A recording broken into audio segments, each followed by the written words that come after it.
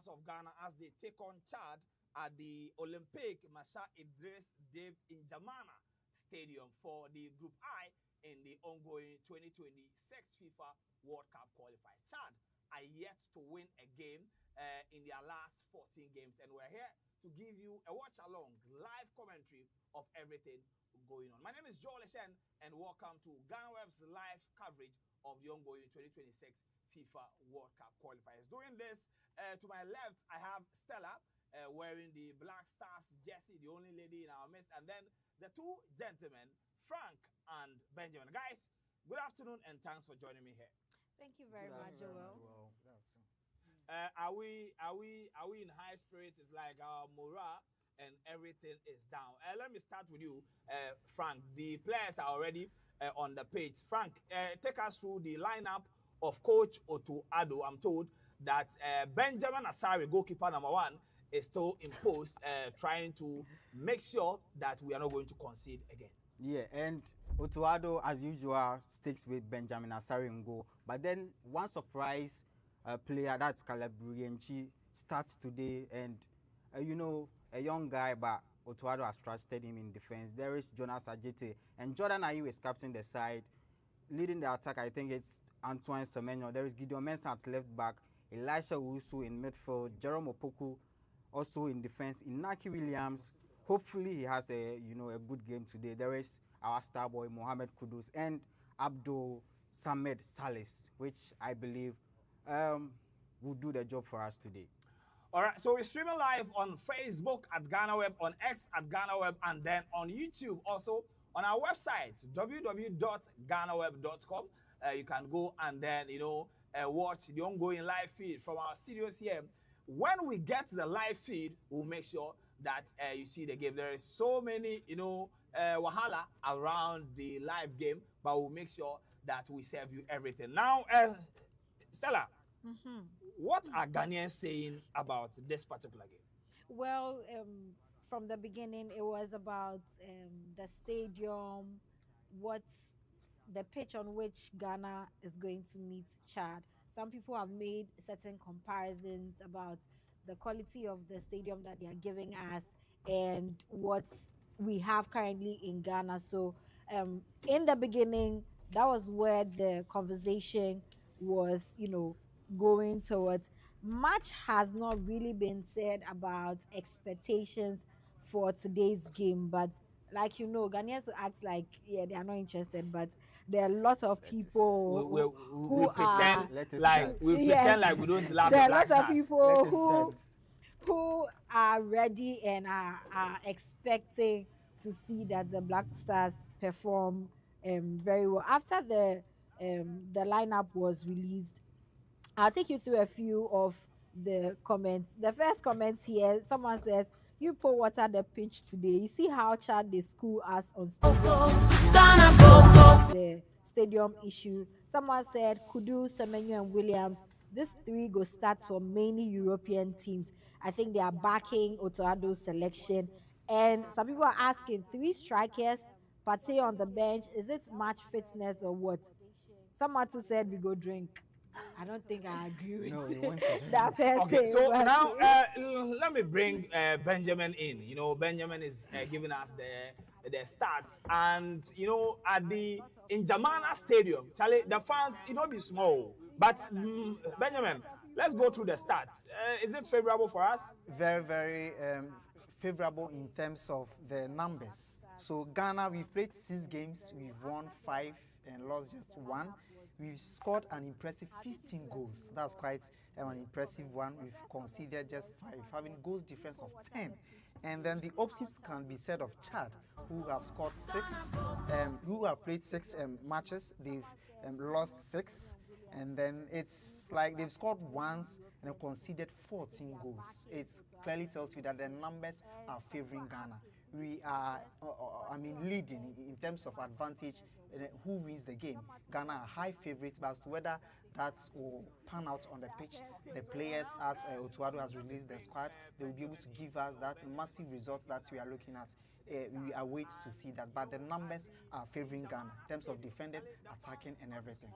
The numbers are favoring Ghana. That is what Benjamin said. You can also drop your prediction in the comment section or on the live feed, and I'll be reading them for you. Let me remind you that the last time Chad won a game was in January 2024, 2-1 victory against Mauritius. Now, Stella, are we winning this game?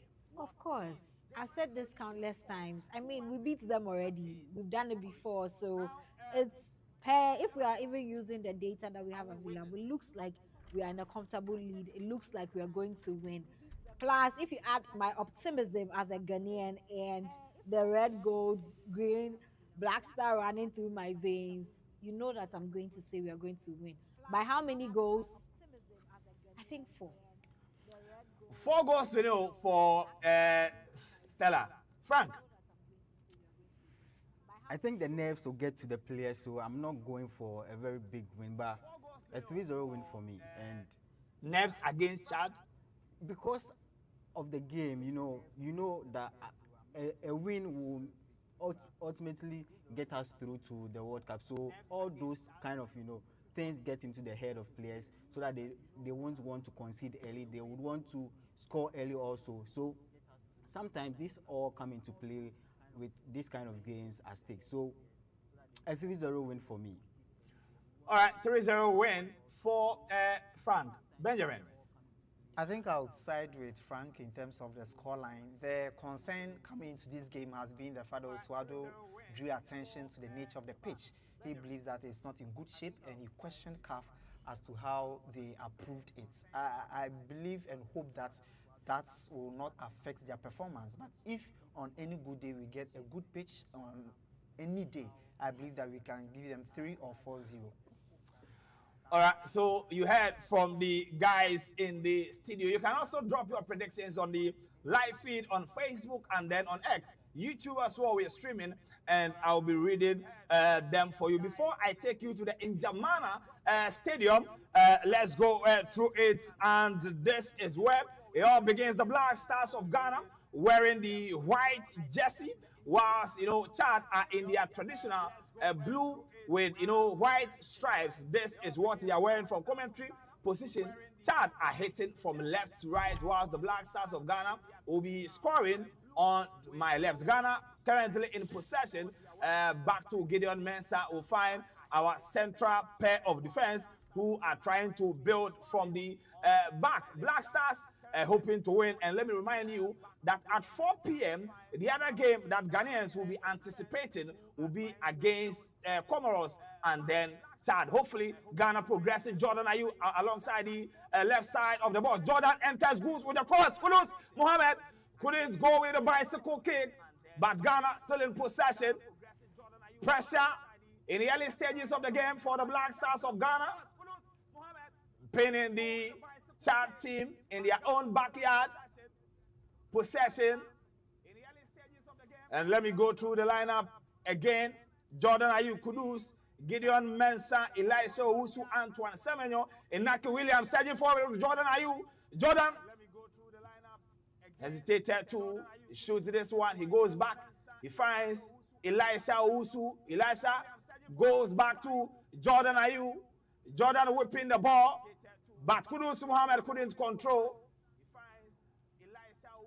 And Chad were on the break, but referee has signaled that Kudus Mohamed committed a foul on the man wearing the jersey number 10 for Chad. His name is Tiam, Mahamad Tiam, wearing the jersey number 10. We have a local adage, guys, that, excuse me, 10 jersey. So hopefully we will see what Mahamat Tiat will do in this game. Guys, the early stages. I think the beginning of the game, it looks like we want to be in control, and that's something that I want to see from the team today. Let's take control. Let's take charge of the game. Whatever happens, at least we know that this is our game and this is how we want to play it. Usually Ghanaians would want to maybe defend more instead of maximizing the chances that they get. And so if we are shooting in the first minute, we are trying our chances in the second minutes and in the early stages of the game. It gives us a very good head start, Frank. All right, so Frank, early stages of the game, are you getting any indication of what we plan to do? Yeah, I think they want to, manifest their term on the game, and they don't want to, come back thinking of why we couldn't score, why. So they want to, like get it ongoing, and then we must be careful of the theme you mentioned. You said in the account. All right, so free kick, Frank. I'll be back to you. Free kick, whipping the ball, but the Chad players are calling on the referee for a foul.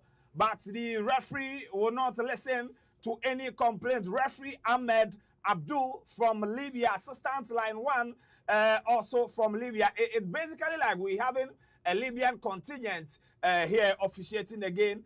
Atia Mohammed Issa, assistant line 1, and then Munji Alayat and also Said El Mohammed. These are the referees for the game, all Libyan contingent. Very good referees, those. Build up at the back, Chad in possession. Whipping the ball down the right-hand side. Gideon Mensah couldn't control the ball, and we were nearly in trouble. But what was the young man thinking? What was that? What was the young man thinking? A man wearing the jersey number 2, Aziz. No, that was a poor kick from Aziz. You can't do that. Very, very, you can't very do poor. that. Very, very, very poor. I think that if you are defending in such situations, you have to make sure that you are fully concentrated, get the ball, and then you shoot it at the right time. It looked You like he can't be wasn't missing looking. these, But then let's chances. commend the Chad people, the players. They've not come back Okay. to sit. They're actually attacking the players because Yeah. I mean we've actually lost our aura. The Black Stars have lost their aura, so you know that you at least you have a chance against them. And had he taken that chance, you would have chasing the game at this moment. We would have been in trouble. Yeah. And it's like today they actually prepared to come after what we did to them the last time in Accra. They prepared Yes. to come Because and you face wouldn't us, want to and I don't lose twice to to us. Ghana. Yeah. So it means that they are, and even the stakes are higher for them than they are for us. At least we have a good spot on the table, but so far they haven't won any match. Yes. And so if this is one that they can And there is Antoine Samuel inside the 18-yard box. But that was a very poor cross from the Bournemouth striker, Antoine Samuel. Jordan Ayew was calling for the ball, but the striker couldn't get the perfect connection on the ball for Jordan to get a simple tapping. This is a ball that he should have passed. We had Jordan, Kudus, and other attackers in the box. You don't shoot, although he could have scored, That but I would don't have think been a the beautiful angle was goal. right for him. I think So we I tried think crossing, passing- but that's the third time we've had scenarios like this. But then the final product wasn't good. Jordan hacked twice. He also couldn't cross to find a man, and Antoine Semenyo just followed that. Hopefully, the next one they can find a target man in the box. Hopefully, they can find a target man in the box. Welcome to GhanaWeb's live commentary of Ghana's game against Chad, March Day 7 of the ongoing 2026 FIFA World Cup qualifiers. If you go on the street, the nickname for this particular tournament is called Operation Poverty Alleviation Program. Stella, why do you think that? I don't agree. I don't even agree with that. And the fact that this is being widely circulated On does not social sit media. well with me at all, because the US is tightening its migration laws and entry to the US. They have new visa regulations and all of that. Even if you are planning to use it as a poverty alleviation program, It shouldn't why be are you that- talking yeah, about it shouldn't it? be just Why are you out making there. it look like, you see, Oh, some of us it's a nickname. oh no, some of us actually would love to go to the World Cup and come back. I just want to go and watch and come back. I don't intend on staying because I love my motherland. I love the homeland, and I'm supporting the Black Stars today too. Oh. I She hope has the we win. homeland, Yes. and let's see. Don't forget that the World Cup is being co-hosted by the United States of America, Canada, and then Mexico. Yeah, so we've done our plan. if we are being hosted in Mexico, we know who will go, and so will be. But 7 minutes of action, still no goal, no clear-cut chance. But Ghana in possession, back to Benjamin Asari, goalkeeper number 1, has a goalkeeper, goes to his central defense of Ajete, and then Jerome Opoku, and there is the Black Stars inside, but they've been heckled in midfield. Ball going end to end. Elisha Owusu, a quick turn to Jordan Ayew. Jordan is being tackled. Jordan goes to the ground, and referee Ahmed Abdul says infringement on the tackle for the man wearing jersey number 2 for Chad Aziz. And the free kicks will come, will keep coming because Jordan, wins the most free kicks in the Premier League that he plays in. But how are we going to take our chances? Because for a very long time now, we've actually not been scoring from, set pieces. And aside the Madagascar and Chad game that we won 5-0 and 3-0, there were no clear-cut chances from our set piece. So hopefully today we are able to take our chances from the set pieces because they will keep coming. Because they will keep coming. That should be there was a foul in the box, but don't forget that there is no video assistant referee for this round of the qualifiers. So if the referee doesn't see the foul, it's quite unfortunate that we are playing World Cup qualifiers on the African continent. At this stage, we don't have VAR to be checking some of these infringements. It was a clear handball that Ghana should have been awarded the penalty to get the lead. But so it's unfortunate. But then I think with how we are pressing so far, I think they should continue with that. And then hopefully we're able to penetrate their defense. We are struggling to penetrate, but hopefully we'll be able to do that going forward. Hopefully we'll be able to penetrate. So the throw. Gideon Mensah shouldn't be doing that. That's a yellow card on any day. The referee has said, just leave the ball and go back, do your defending. And there seems to be a problem on one of the Ghanaian boys, Jerome Opoku, but he's up and ready to die for the motherland on the pitch.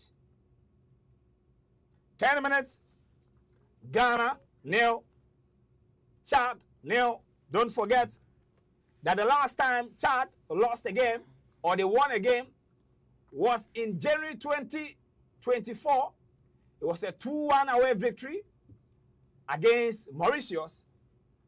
And for many citizens in Chad, they don't even remember the last time they won a game. They've forgotten how they celebrated. So they will be hoping to get another victory. They're whipping the ball inside the 18-yard box. But Jerome Opoku clears his lines. The ball is back to Aziz. Aziz will go back. Jordan Ayew is stretching forward. Chad is playing something. They're whipping another ball. But the central defenders doing it. And this one was another follow back from Aziz. Aziz saw he couldn't get to the technique very well.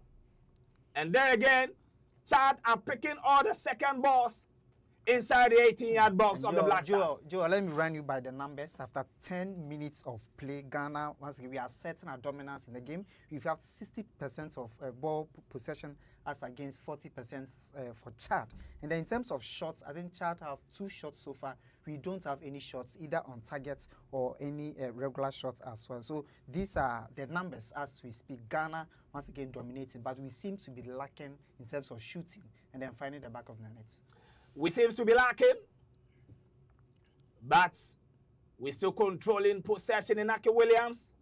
He's being pushed around the center half of the pitch. He will go back to Jerome Opoku. Jerome, control. Jerome will find Gideon Mensah, Kudus Mohammed, Inaki Williams, and Kudus the 1-2.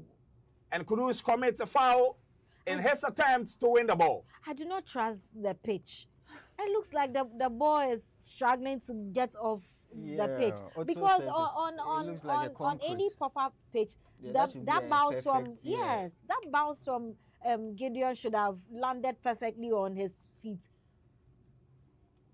And that is why Otuado complained that Yeah. he doesn't I understand now. why CAF. But you see, it was so rich coming from him because when we played against Angola in Kumasi, it was horrible. It was terrible. Horrible, yeah. Which we lost anyway, so Yes. Then you see, it comes to say that the pitch actually has a role to play. on the auto ball, you know, auto ball demands a perfect good pitch. Yes, so without a proper pitch, we can't actually have the auto ball. Semenyo. Without a proper pitch, we can't have Otuado ball. Ghana will get to the first corner in this game.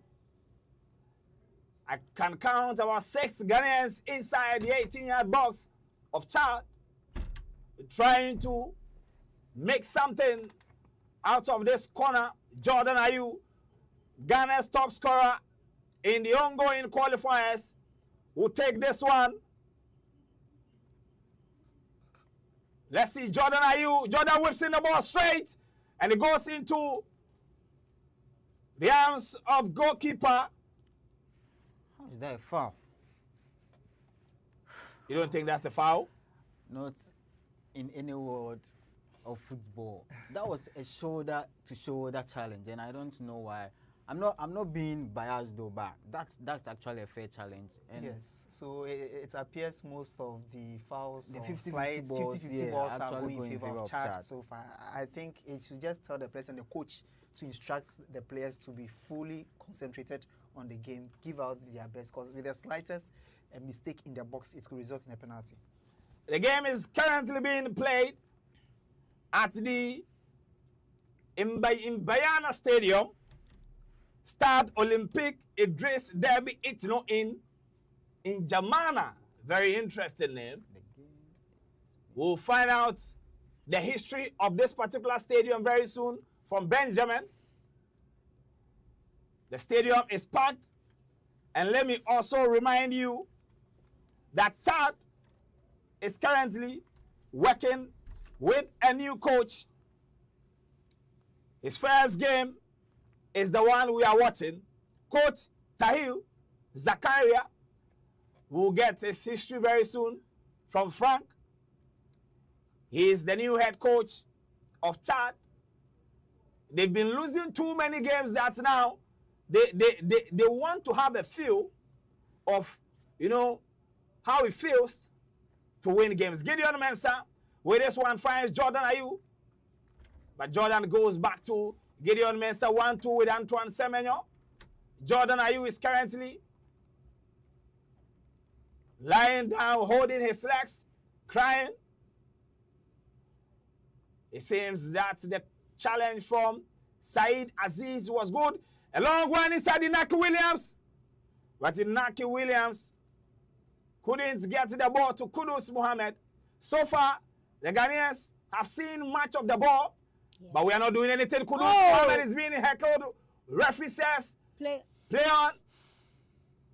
And there is Elisha Owusu showing his strength inside the midfield. Ghana still in possession. But we lose the ball very cheaply to Chad, who are trying to use the long balls. But so far, so good. Our central defense pair, they've been up to the task. They've actually kept the players out, but except that you know, miskick from Gideon Mensah, they've actually been okay today. But they've not really been texted. That's the only problem. And there is Kudus Mohammed!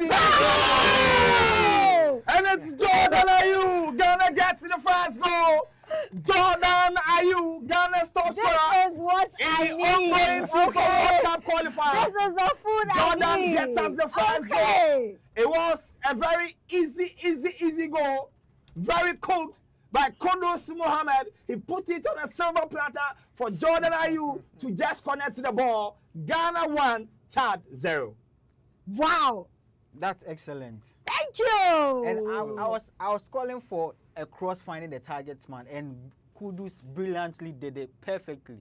One-on-one against a defender, you know, dribbles him and then lays it on the platter for Jordan. Yes. And Jordan, a predator in the box, actually finished it comfortably. And I think with a goal within the first 20 minutes, more will be coming. It is More will be good. coming It soon. is Yeah. good, and I really love what Jordan is doing these days, wearing the captain band. He's really Yeah, showing dominance Yeah, leadership by example, they say. in the games. Just like the game we played in Accra against Chad, he dominated. He showed his team what should be done, and we've seen even in public discourse that criticisms against Jordan have drastically reduced, because we are seeing him showing leadership whenever he gets the ball. He's calling on the team. Even in today's game, the first 20 minutes, he's demonstrated immense contribution to teamwork, and we've seen that come into play in Ghana taking the lead today. Ben. Brilliant, absolutely brilliant from Mohamed Kudus, and then he just laid the pass to Jordan Ayew. As we were calling him, Frank said that when they get into the box, they always struggle to find the target man, and I think this time Kudus did that perfectly. Going forward, I believe that this has paved the way for us for us to get more goals now. I think with this we can go in for 4 or 5 goals, hopefully. All right, we can go in for 4, 5 goals. Don't forget that we beat Comoros by 5 goals to 0 at the Accra Sports Stadium in March. So is it something that we are going to see? Don't forget that I predicted 5-0 on the official page of our yes, I predicted. So Samson, if you are watching, remember that very soon I'll be coming for my money. But after 19 minutes, the Black Stars are leading by a lone goal. Currently on the table, Ben, give me what is happening on the table, because it is very important. After this game, 4 p.m., Mali will also be hosting Comoros. What is happening on the table? But Ghana is still surging forward. Elisha Owusu goes to Antoine Semenyo. Anytime Semenyo gets the ball, about 2-3 players from Chad are trying to overcrowd Semenyo. Good build-up, no pressure. That is what the Black Star boys are doing. Kudus coming in to pick another pass. Kudus to Elisha Owusu. Elisha Antoine Semenyo, beautiful play from Antoine Semenyo, sets up Gideon Mensah, he whipping the ball, but that was a good interception. So Ghana on the offensive side, Antoine Semenyo, he was whipping this one, and there is Ghana. Oh! That was a very poor kick from Yenchi. Should have been his first goal for Ghana, and maybe again the pitch. You want to blame the pitch for this one? Of course. Maybe the pitch. You see, when you watch this in slow-mo, you see how the ball Bounces was just carried in front of him. up. So yeah, maybe. So I think this pitch thing. This one, we should blame it on how he took the shots. I don't see the pitch coming to play affect. But you can the agree direction. that the pitch is actually affecting how the ball bounces off. Yeah, but in terms of this shot, I believe that it was a mistake from him. It's so unfortunate. So yeah. That was a very poor kick from Caleb Irienchi. He plays for FC Northern in the Danish League. I'll come and talk about Irienchi later. But Ghana is still Inaki Williams. He goes to Caleb Irienchi. Irienchi with the ball. Back to midfield. Finds Elisha Owusu. Black Stars still in possession. Gideon Mensah on the left. It drives in. But he has been dispossessed by Yao. And that was a good tackle. I do not want Chad to Owusu. score even one. I don't want Chad to score even one. Because if you've not been winning your games, this is not the place to do that. This is not the time. This is not the time, okay? We need this win to build back our credibility, our love from our people, even our aura. These days, people don't pay attention to Black Stars because we've not been the best performing, team so far. So I don't want Chad to. I wish the boys can hear me. Please don't let them score even one. Please don't let them score even one. And this is what Stella said. Let me read an interesting comment on our YouTube live. This is from Orlando Ruler. Orlando says that the real match is going to be against Mali on Monday. And, that is what, Ghanaians, yes, this is Ghanaian. a typical Ghanaian. Yes. Oh, as for Chad, yeah. As for Chad, yeah. But if you don't beat one, you can't beat two. Yes. It's a step, a gradual step. So once we beat Chad, then on to Mali we go. This is still going on, and the Black Stars are leading by a long goal, but that can change any minute from now because Chad is going to take an attacking free kick about 22 meters away from goal. Let's see. Elisha Owusu has been booked. First yellow card of the game from referee Ahmed Abdurak goes to Elisha Owusu. Our two pivots has been with Abdul Salih Samed making his return to the team and starting this particular game is such a big deal for him because he's struggled in the last couple of years. But let's see this free kick, Chad. And that was a good technique, but a good block by Jordan Ayew.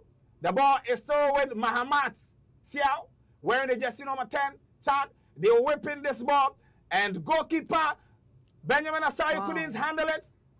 But Gideon Mensah has come to his rescue. That can Ghana go on the break. Jordan Ayew will find Kudus Muhammad, but Kudus couldn't get to it. Jordan wins this one, and it is Antoine Semenyo. But assistance line 1, referee Atia Issa says Semenyo was caught behind the lines and is going to be an offside.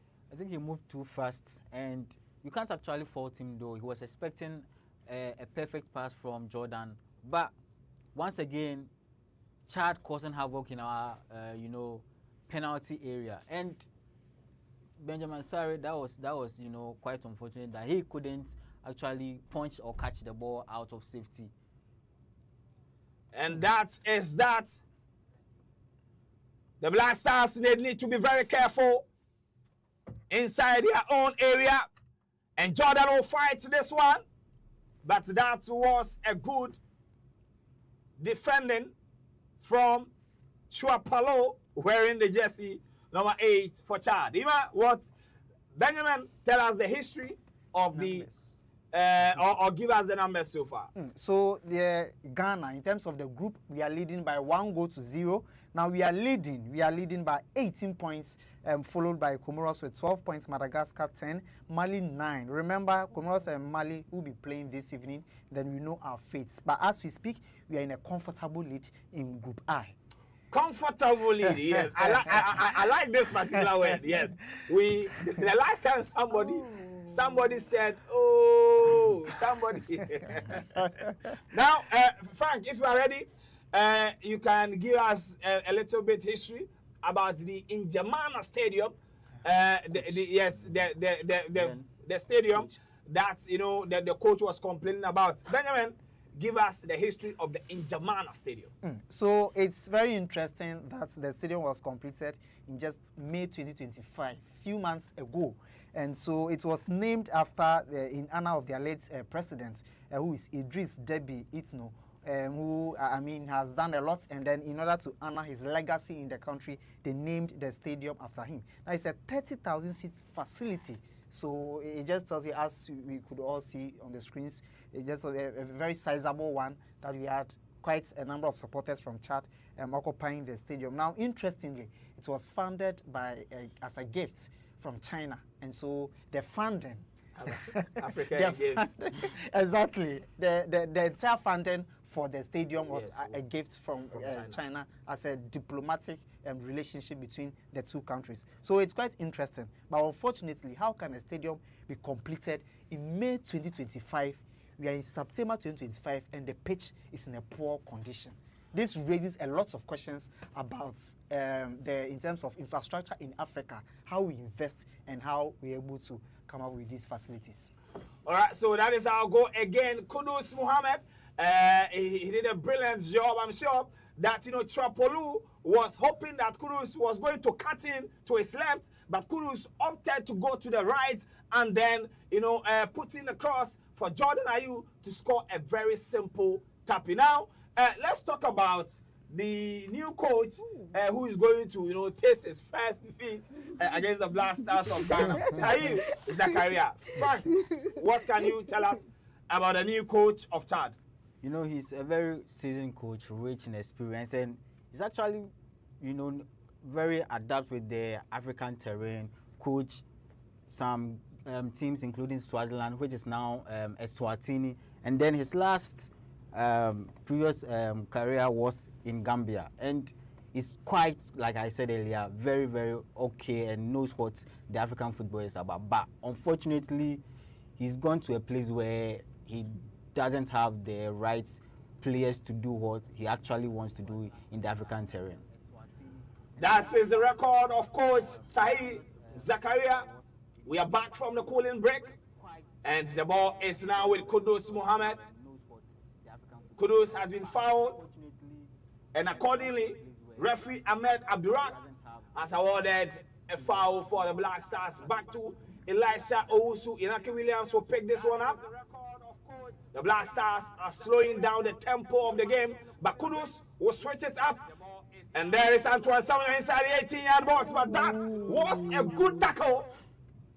I think Semenyo is having a tough time around his side of the pitch. He hasn't been able to successfully cross any balls from there, but he looks like he's in control and knows what he's about.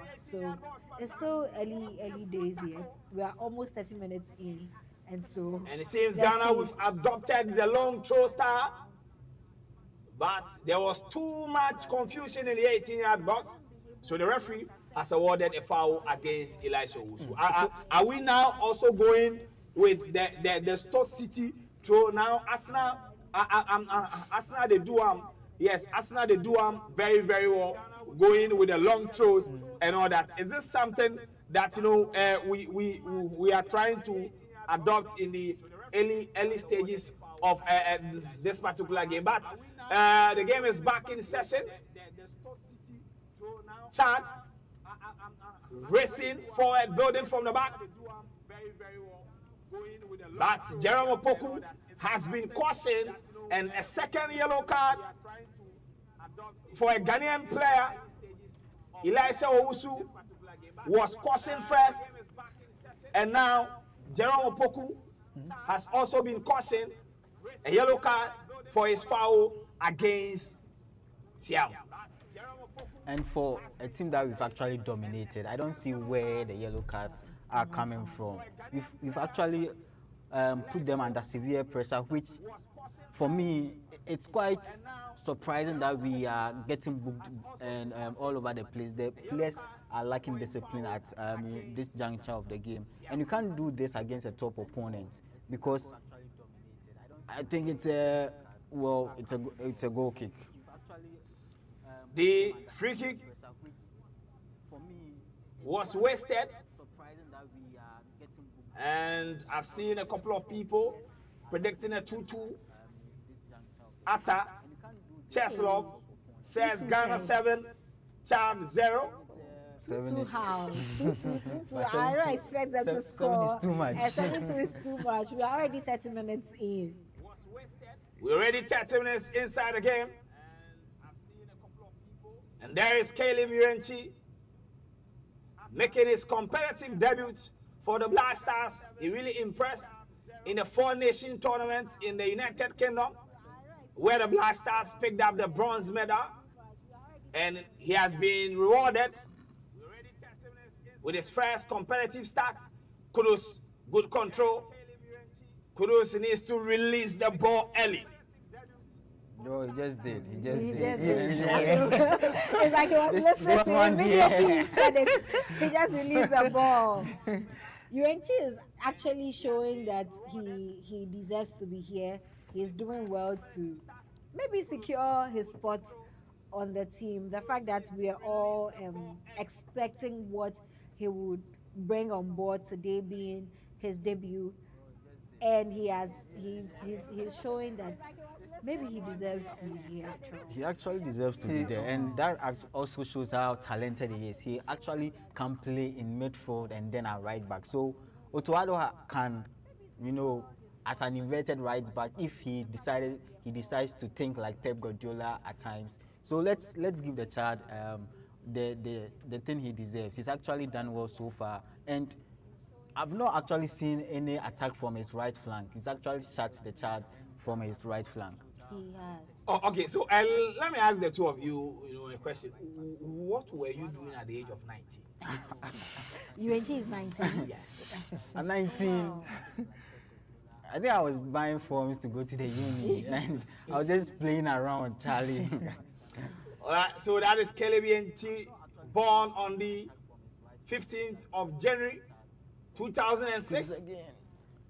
Plays for Norgeland in the Danish League. He's had some impressive numbers in the current season, 2025-6 season. He has played 7 games. He scored 1 and assisted 2. So in 7 games in the new season, he has contributed to 3 goals. And that is why we are seeing his attacking prowess in this particular game, except that the only chance that Caleb got, he couldn't connect it and get that particular ball on target. And Eric Kelvin Saville says more goals will come in the second half. Jerome Hackman says, good job, guys. John Ewusi Beidu is also complimenting the team for doing an incredible job. And let's go back to the N'Djamena Stadium, and that is Chad trying to work around Caleb Irenchi, but Irenchi is not giving up. Good tackle from the young man. Thank you. But the referee has awarded a foul against Caleb Irenchi just around the box of Ghana. It's quite unfortunate, but I don't see an aggression. I saw it as a fair tackle. The tackle that he made, I believe that the coach, the referee, as we said from the beginning, seems that the 50-50 balls are going in favor of Chad. But we've done well, kept our composure. We are leading by a goal to 0. The chap, as Frank said earlier, that they need to also keep their cool at the moment and then make the right tackles. This can be a dangerous free kick. Let's see. Yeah.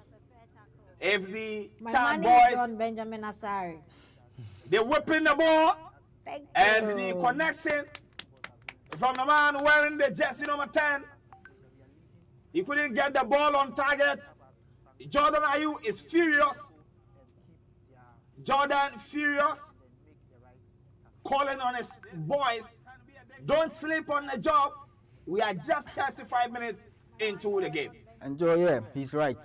Because in these kind of games, a game where we are mounting pressure, dominating, your opponents would only get a chance to, come into your box with this kind of set spaces. So you don't give them the set spaces. You don't give them the chance to enter your 18 area. And so far, it's not been ideal. We've considered plenty set pieces, which is not okay at this stage of the game.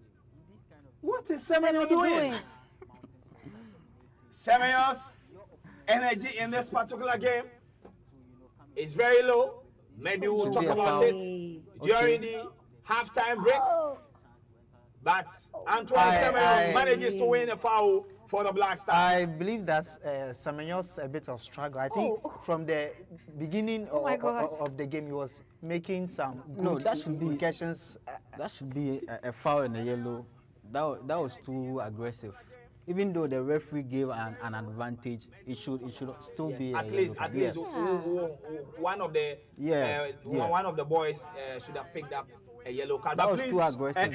Let me also say that people are taking advantage on our live stream, asking, please send me something. We are not sending you anything. Please, those doing online begging on our live stream, please beware of scammers. This is by way of information. Benjamin, quick one, and then we take the free kick. So I was saying that from initial stages of the game, we are trying to use Semenyo's flanks to attack, but the coach realized that they've overcrowded him.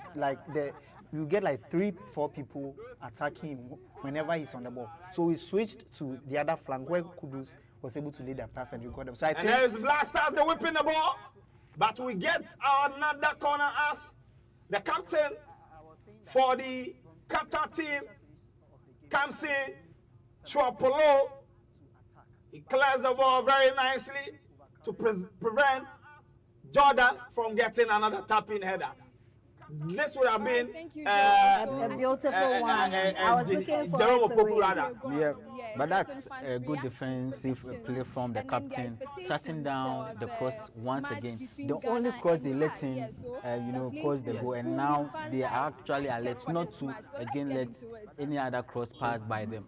We have another corner, Kudus Mohammed. Referee again warning the players, and that is Ajete Anam. I know we can win. Maybe Ajete. 2-1. Referee says be very careful. For the match. About 5 Ghanaian players, Kudus whipping the ball. And we couldn't get to the second touch. Elisha Usu is racing to get this one. He's able to keep his composure. He's still being heckled. Elisha Usu. But he's able to win a throw-in for the Black Stars.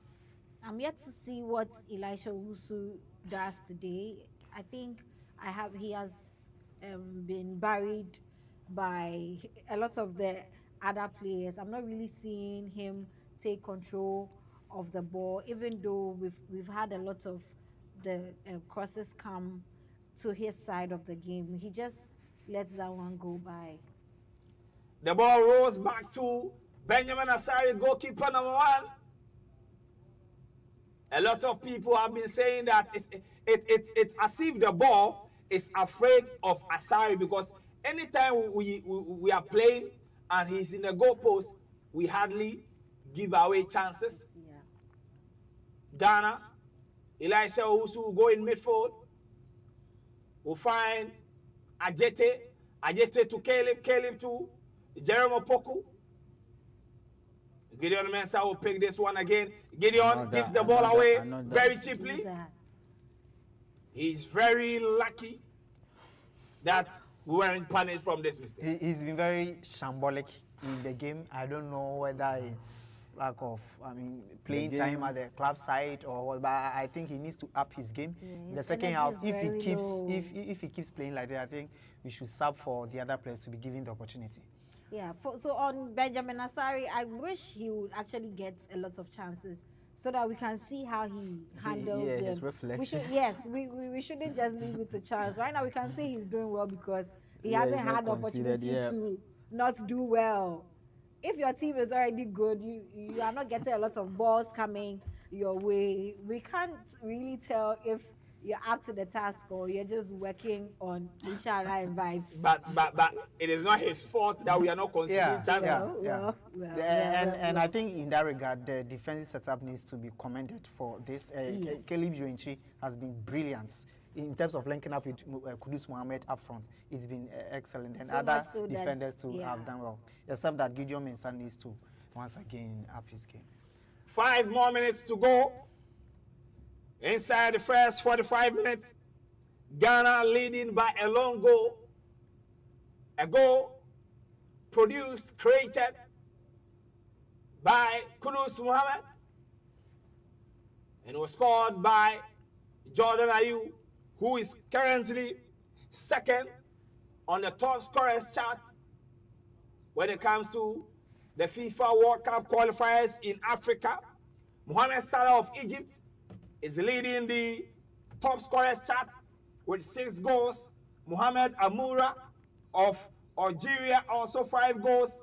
Lassani Traore of Burkina Faso is also second joint with 5 goals, and you get Ghana's very own Jordan Ayew also with 5 goals. Hopefully by the end of 90 minutes, so he will be tied with Mohamed Salah. So he's got 6 now. And so, yeah, and he's actually had 10 with his goal. That's 10 goal contribution in just 6 games, and that's fantastic leadership by example. And with the goals to the second, Ghanaian close to Jordan is Enes Nyama with 2 goals, and that shows how Jordan actually, had his say on this particular qualifiers. He's been good. And once the captain armband returned to him, he showed that he indeed deserves to be the captain. He indeed deserves to be the captain. And our midfield is trying to create, and this could be a concern when we meet a proper team like Mali, who are proper midfielders, Haidara and the likes. And there is the other one who used to play for Tottenham Hotspur. Now he's gone to Juventus. Mali has a proper team, but they've not been lucky. And let's see, the coach who started the qualifiers with them, Eric Tizel, was fired because he was terrible. The quality that he had and the results he was producing, they had to show him the exit door. And the new coach they brought won his 2 games in the match window. So Mali are hoping that, you know, they will catch up. But there is Jordan Ayew to Elisha. Jordan drifts to the left side of Ghana's attack. The tempo of the game is so low. So down. And I see this game as a build-up to our game with Mali, which is a much stronger side, as you know, a stepping stone or to right our wrongs and see what we can do. But I'm not seeing how effective this play will be if we met another team which was, you know, better or more organized and synchronized than the team that we are currently playing with. It looks to me that... And there is Antoine Semenyo inside the boys. That was a disastrous finish. Disastrous, shambolic from Antoine Semenyo. This should have been the second goal. And again, a good hold-up play. And Jordan Ayew would have easily gotten another assist to his name. Antoine Semenyo came close with goalkeeper, but he couldn't get the ball on target, especially having the ball on his favorite foot.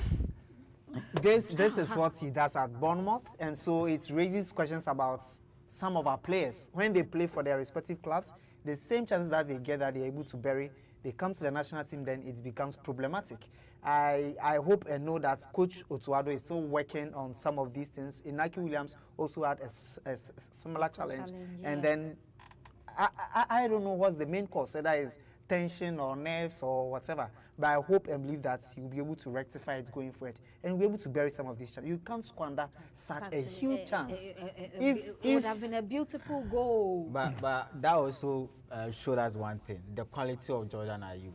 That was a fantastic through ball. He just opened up the defense. How can you do this? That was the chance blown away by Antoine Semenyo, who will do 3 minutes of added. And Gideon Mensah will whip in this ball. And Inaki Williams, goodness me. Inaki couldn't control the ball. I just mentioned Inaki Williams. Antoine Semenyo. It's manifesting. I'm not I sure don't the know first touch was needed. whether It would have just hit it up, squared up the man in the middle, or just gone for a shot at that junction. Cause Williams playing for Athletic Bilbao with this chance in Spain would never nipped it in the bud. It's unfortunate once again. We've done close to 2 minutes of the added time, and Chad are charging on the Stars. They win a foul. the free kicks keep coming. A free kick to Chad after the challenge of Caleb on the man Sao Aziz. This might probably be the last attacking threat from Chad in the first half of the game. A free kick. They've gotten a couple of free kicks around our box, but they are yet to make something out of the opportunities they are getting. The whipping about this one again. Go straight into the waiting arms of goalkeeper Benjamin Asare. Asare stacked a quick counter attack, and Antoine Semenyo is slowing down the game. Joy, Ghana don't have to do that much because of the nature of the pitch, and then the Mali game upcoming. Because if you lose your star players here, it will be a tough challenge against Mali. And once they are leading, I think, and then halftime is also approaching, it's just okay if they slow the tempo down and just relax till the halftime result comes. I think Benjamin Asare wanted to prove himself to me with that one, so I'll give him that. I see you. It's a good one. It's a very good one. And that's the end of the first 45 minutes. Ghana 1, Chad 0. It's been an average first half, but let's see what happens in the second department of the game. Benjamin, talk to me and let's go. The numbers don't lie. We started the game, we gave you the statistics, and it was clear that Ghana are outright favorites to win the game. Now, at the end of the first half, we've been impressive, but there are some areas that we need to improve. In terms of possession, we've had 68% of possession as against 32 of Chad. Shots, we've played 3 on both sides. We've had 1 shot on target. Chad have not been able to register a shot on target yet. The worry is the free kicks. Chad have recorded 14 free kicks as against 7 of Ghana. It just tells you something, that it seems there's a bit of jitteriness in our players. They need to calm down, compose themselves. We had a couple of chances. If we had made it to some of our key players, Jordan, Kudu Semio, we could have taken them out of the game for the other players to play. We have a crucial game against Mali, which we can't afford to draw. We must qualify, and that Mali game is very important. So the data here, Ghana are leading, but in terms of fouls, we need to be careful. We need to be careful. We'll go for a quick break. When we come back, we delve into what we saw in the first 45 minutes of the game. We'll be back.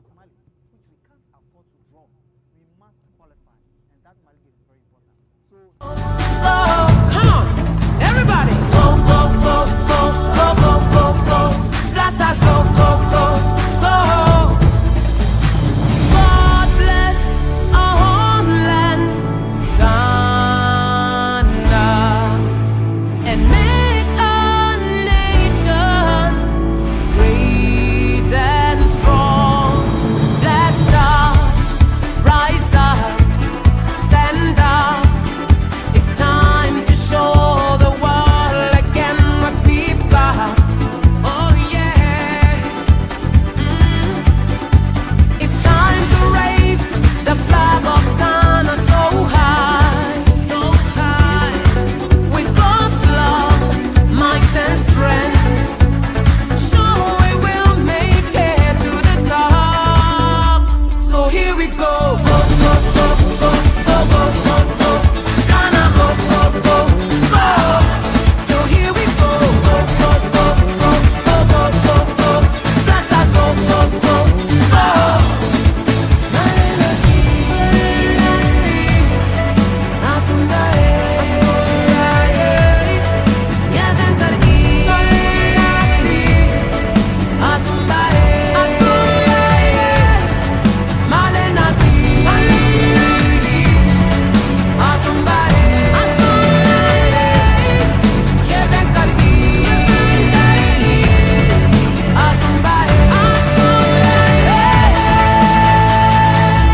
So here we go. Go, go, go, go, go, go, go, go. Ghana, go, go, go, go. So here we go. Go, go, go, go, go, go, go, go. Blasters, go, go, go, go. So here we go. Go, go, go, go, go, go, go, go. Ghana, go, go, go, go. So here we go. Go, go, go, go, go, go, go, go. Blasters, go, go, go, go. All right, thank you, Joel. So as you can see, we're on the streets of East Legon, getting fans' reactions, predictions, and then their expectations for the match between Ghana and Chad. So the place is booming. Fans are God bless our homeland. All right, excited for this match, so let's get into it.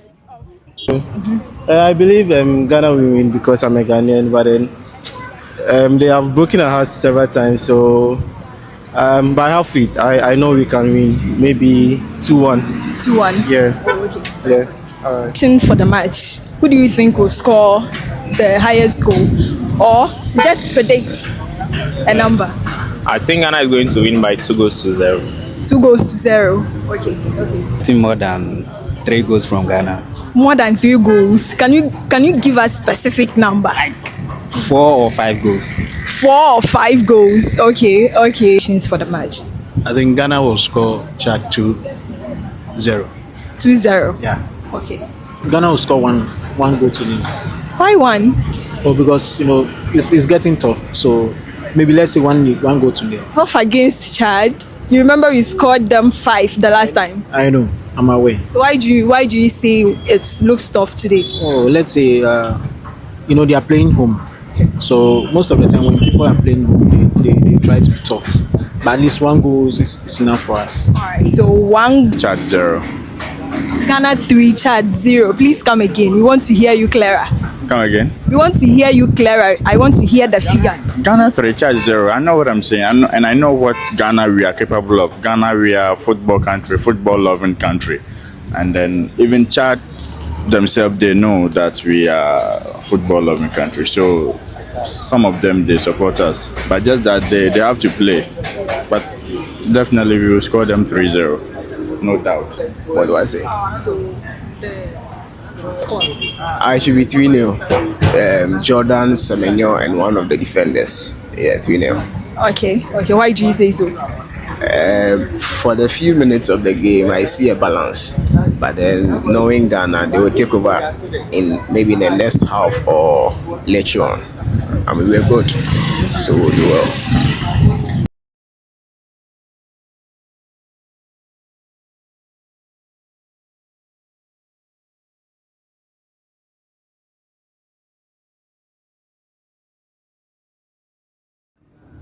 All right, thank you, Joel. So as you can see, we're on the streets of East Legon, getting fans' reactions, predictions, and then their expectations for the match between Ghana and Chad. So the place is booming. Fans are excited for this match. So let's get into it.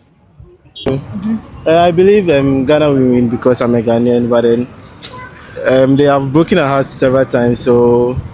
But I have faith. I know we can win. Maybe 2-1.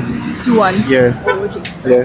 All right. For the match, who do you think will score the highest goal, or just predict a number?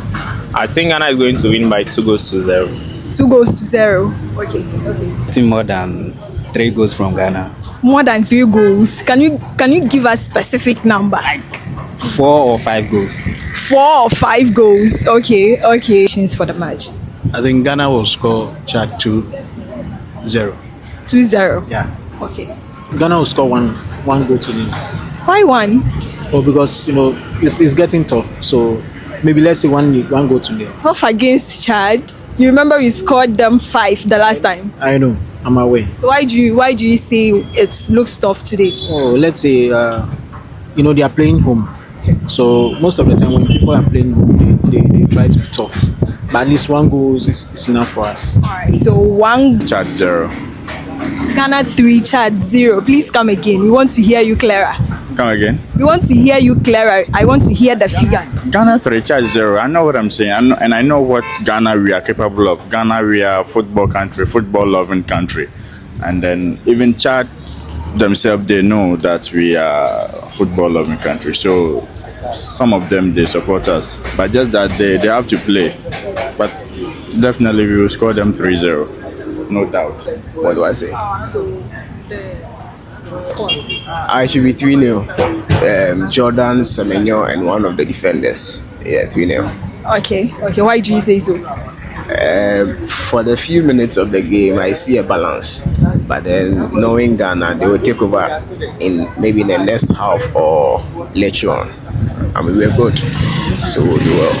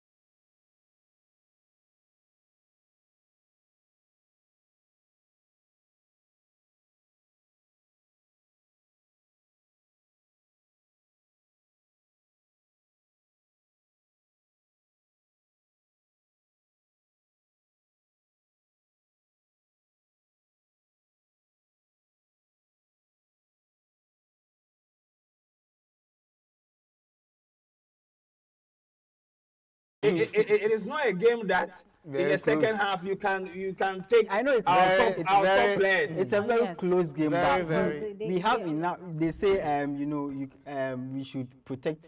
We are kind of protecting the lead. They should kind of protect the lead, because the pitch, the nature of the pitch, and it's hot. Have you played on that? Yeah, you Frank. If Otuado comes in the second half to defend 1-0 against Chad, I Yes, know what but you with say. Frank about- you predicted 5 goals to But nil. with the nature of the pitch, I don't see them going all out with us having, you know, a 1-goal advantage. It will be suicidal, even though we can score more. The nature of the pitch kind of, you know, makes it. Limits our chances. Yeah, it's suicidal to play on this pitch, and it's 1 p.m. and you know we are. It's very hot playing in this kind of pitches, and if we try to play more than what we can play on this pitch, it will affect the players. We have a very big game, that's the Mali game, which is, to me, it's more important than the Chad game. But if you don't win, and I'm coming to you, Benjamin. Of course, the Mali game is very important, and depend especially if Mali beats Comoros today, the weight of the game on Monday will even be bigger. Yes. Because that will mean that if Mali beats Comoros today, then already the point gap is 5. So we win on Monday, and it's like our one leg is already in either USA, Mexico, or Canada. But the first 45 minutes, do you agree with what Frank is saying, that because the pitch is not good, AstroTurf Parkway, it will be good? So we should take out our best players and then rest them on Monday. I vehemently oppose to that idea. I believe that this is a very crucial game. We must win this game. Then we look up to the next game. That's why I said that the first half we had a couple of chances that I believe that we could have buried them. And if we have done that, and then we are 2-3-0 up by now, I think that would have given us the opportunity to substitute some of the key players that are playing. But going into that game, I think that for the first 15-20 minutes of the game, we should find a way to get the second goal. Then after that, we can substitute, then try and defend just to maintain the scoreline. But as to when we start the second half, we should substitute our key players. I think it's something that would be premature, and as you use the word suicidal, I think you and that could also backfire. Okay, so a quick announcement. Please, our YouTube audience are complaining about our sound. So kindly, we should check it, and then we'll see. But let me come back to you. Yeah, I was saying you people are, I don't know, forgetting the kind of players we have on the bench. It's not as if we have average players on the bench. There is Pato on the bench. There is Suleiman on the bench. And these players can come in, create magic, and still, get Ghana balling. So it's not as if we don't have good players on the bench. So it won't be suicidal. It won't be, any game-changing effect if Otuado makes changes with replacing maybe Semenyo, Jordan, and then Iñaki Williams. All right, that is what Frank. Let me take the final words from Stella, and then we go back for the second. Going half. into the second half, I'm expecting to see us come in to score more goals. By hook.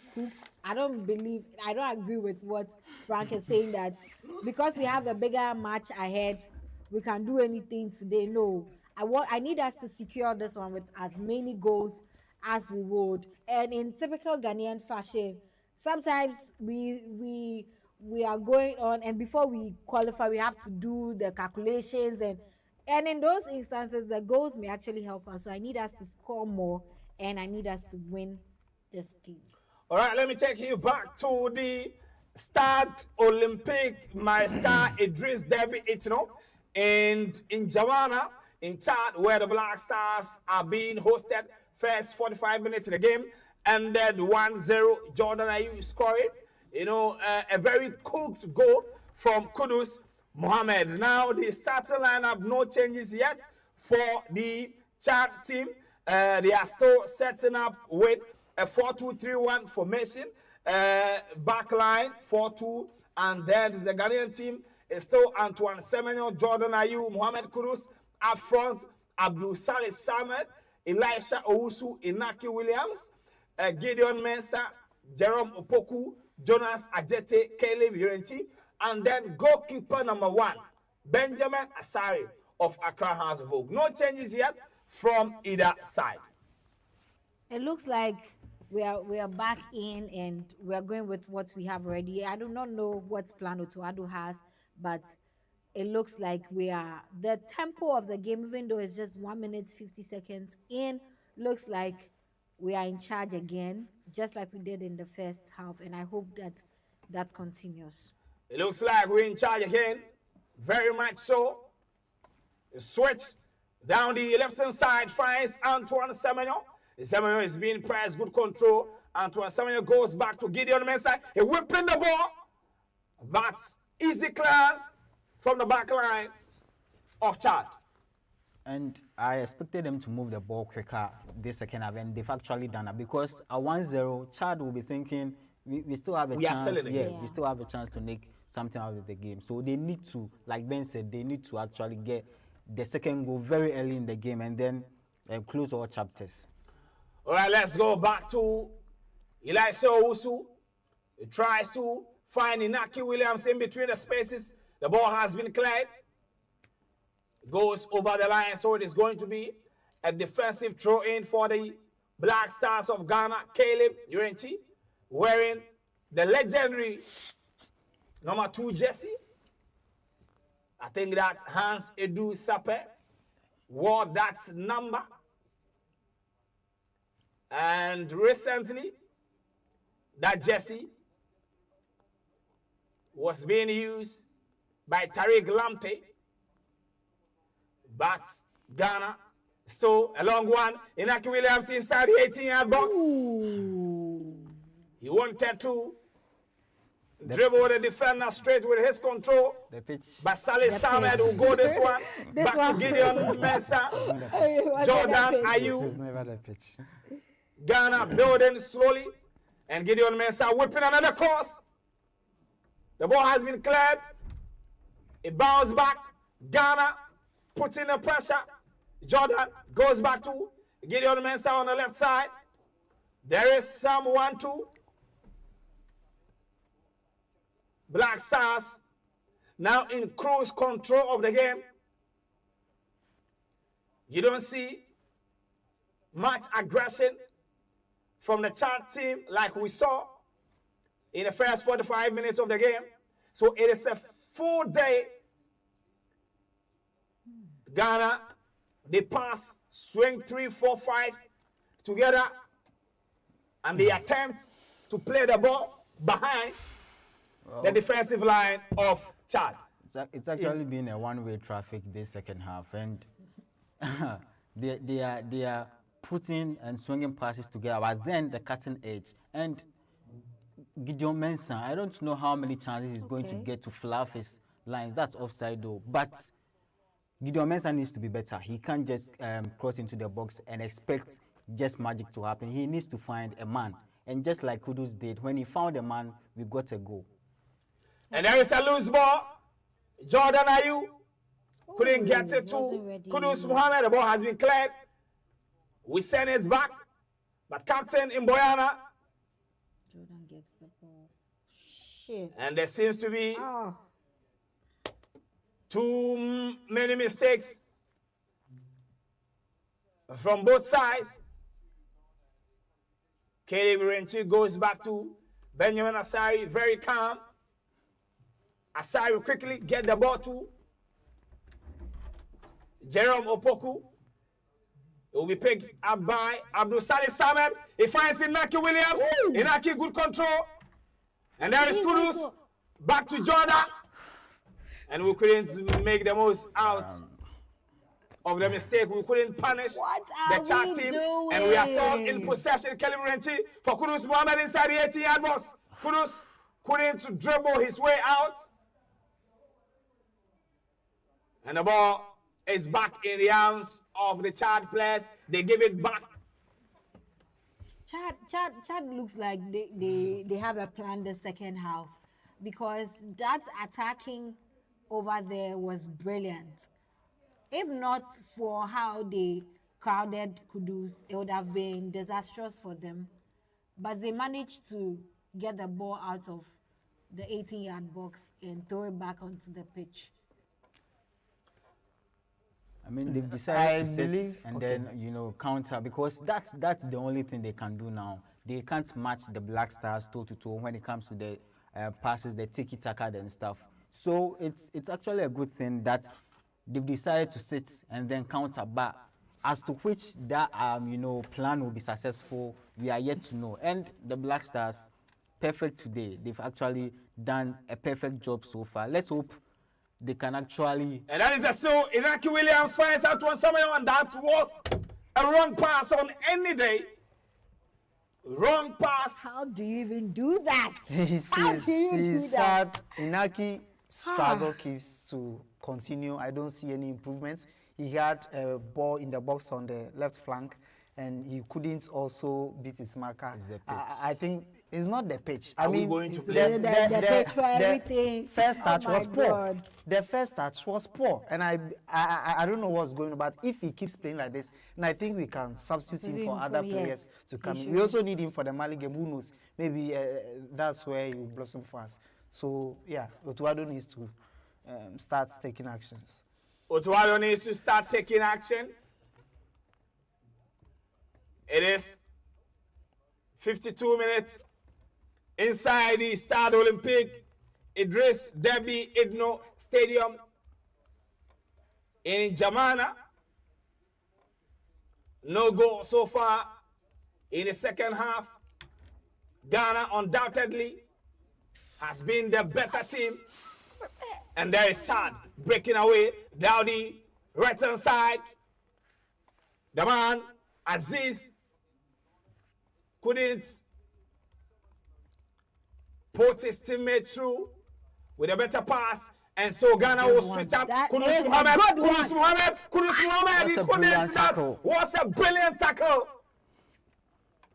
Very good. And That was a good one.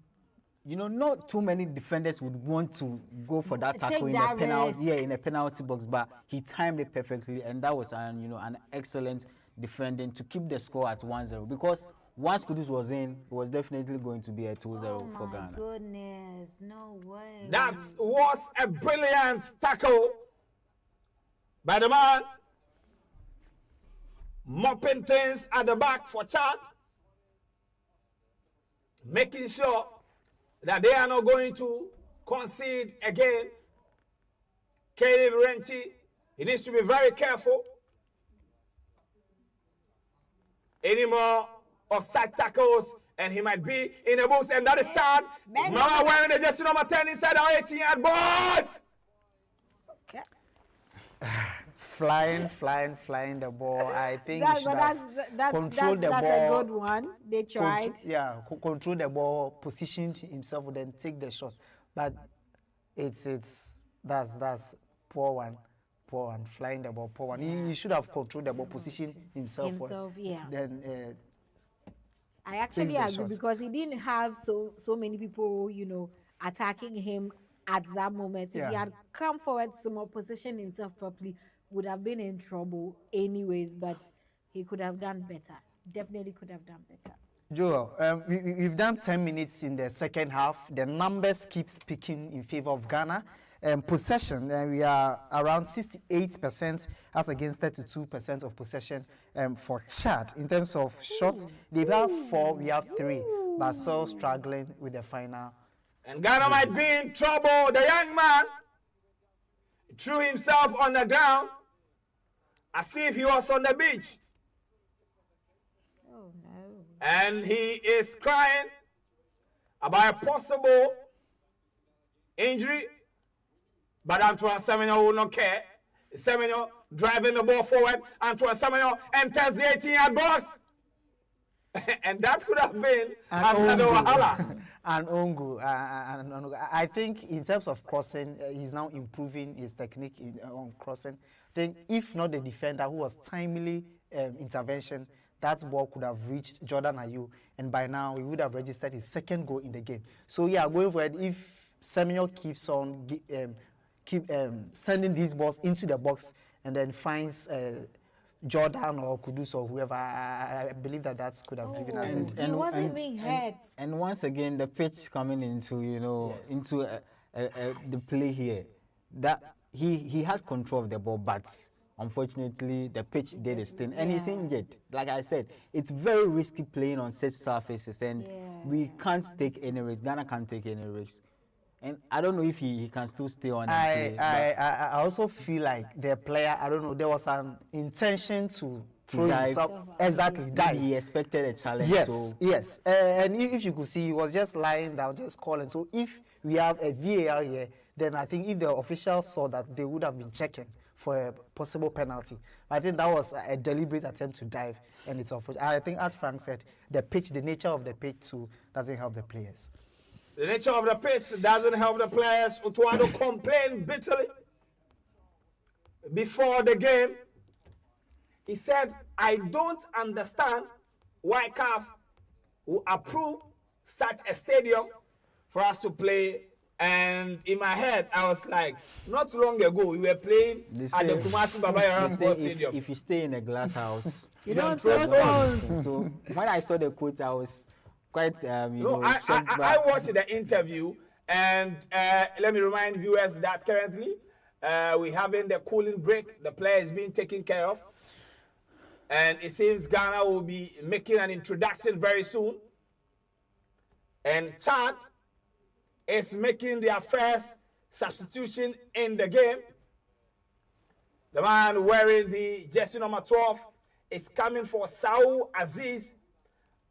It seems about 5 players in the Chad team are all called Saul. Aziz Abdul Aziz is out.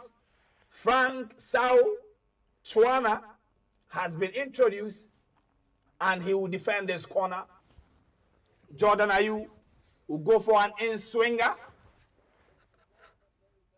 And Inaki Williams couldn't keep the ball in play. That's a good kick. And Ghana keep fluffing these set piece chances.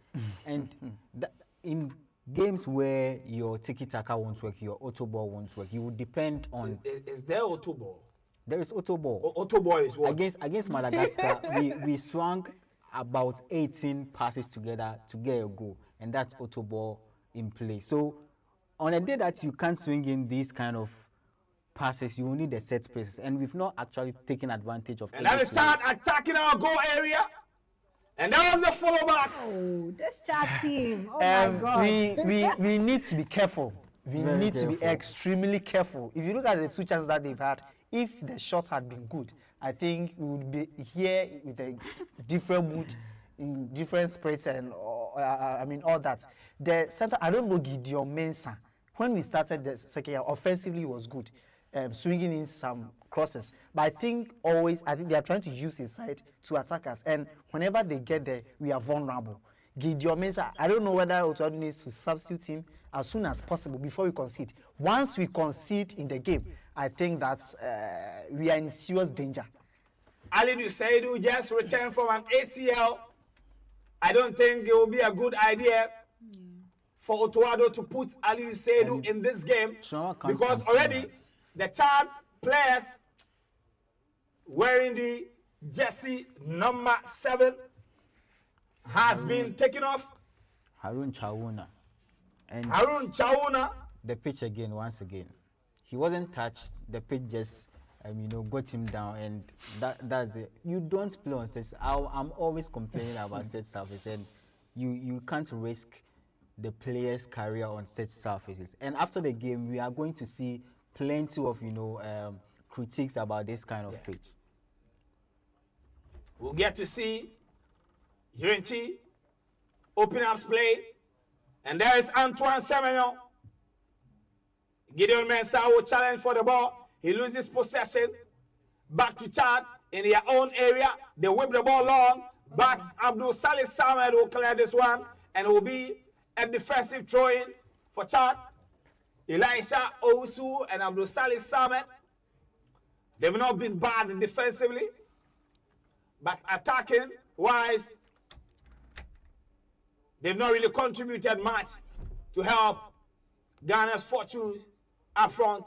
Chad is building. Caleb Renchi clears the ball. It goes to Kudus Mohammed. Kudus to Inaki Williams. Back to Elisha. Now they'll go back to their central defense. It rolls to the left-hand side. Antoine Semenya will pick it up again. Ghana's central defense pair. Ajete and Opoku. Together with Renchi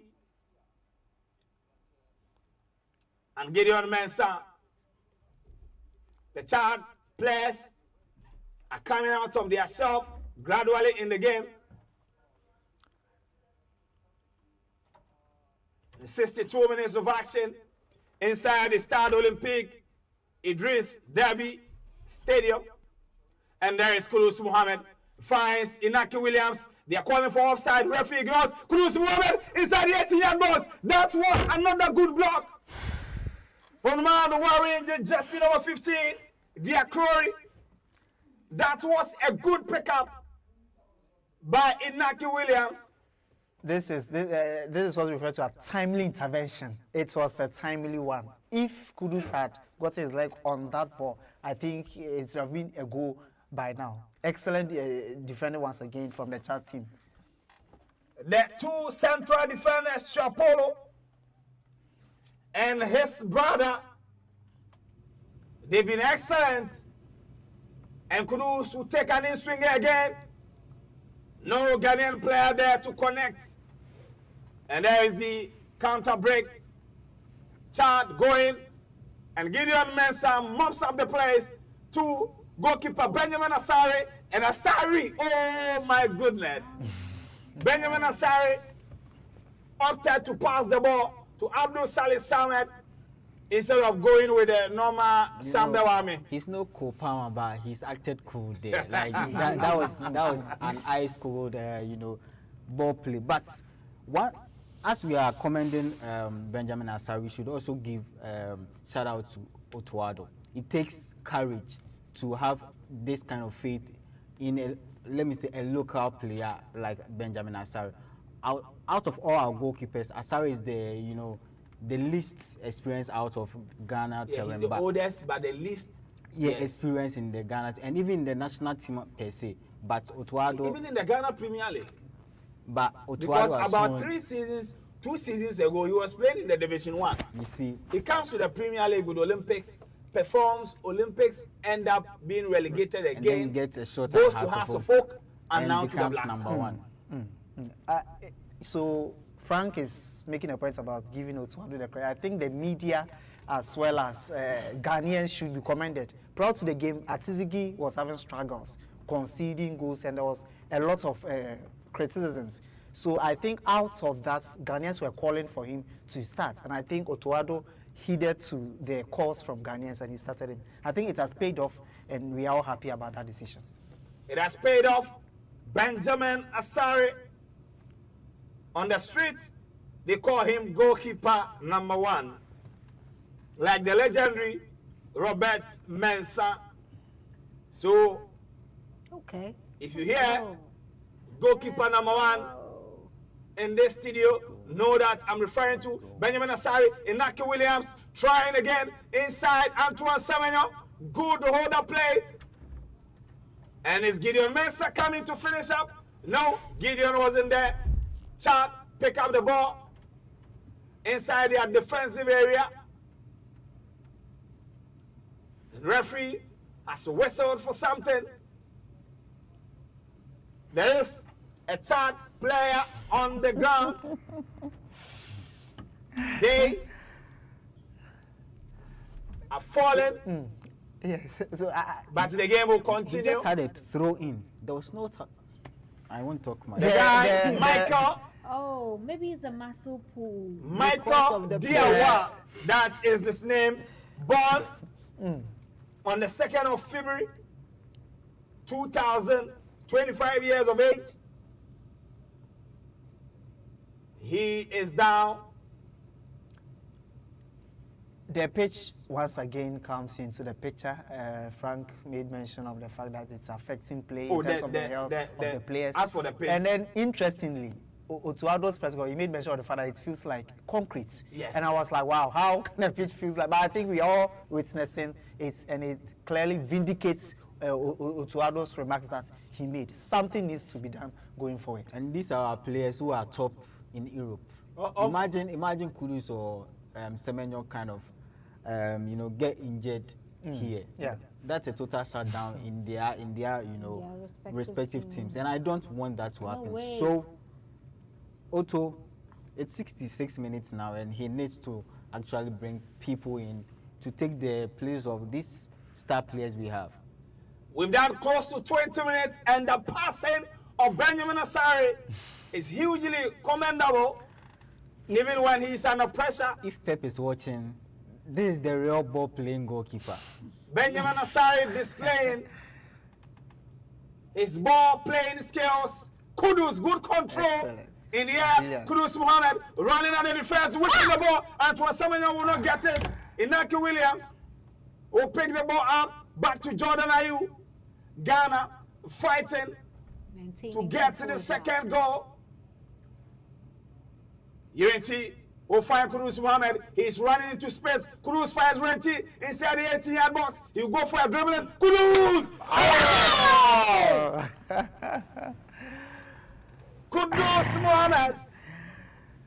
That would have been a brilliant goal. That's a beautiful goal, and UNT and UNT back to Kudus Mohammed. Oh, that was close. It would have been a beautiful, beautiful goal. That was a well-worked tactical play, and you all can see the Otto ball. Full. There's no Otto ball. There's no. Now Ghana will have some defending to do here, and good mop up by Jeremy Poku, leaving no stone unturned at the back. Protect your goalkeeper, but gradually, Chad are warming themselves back in the game. The Black Stars might be in trouble. No, not But at all. that was a smart, slight interception by Elisha Owusu. I'm beating. And our he will be guys the one to for- restart play again, and he has been fouled. I'm beating my guys for not playing like we are against a subpar team. But the Chad team, what are they doing? I can't even see what type of ball it is they are playing or what they want to do. I think it looks like they've seen that they can't, match up to us. So they are just defending, attacking anyhow. And the weather is bad, the pitch is bad.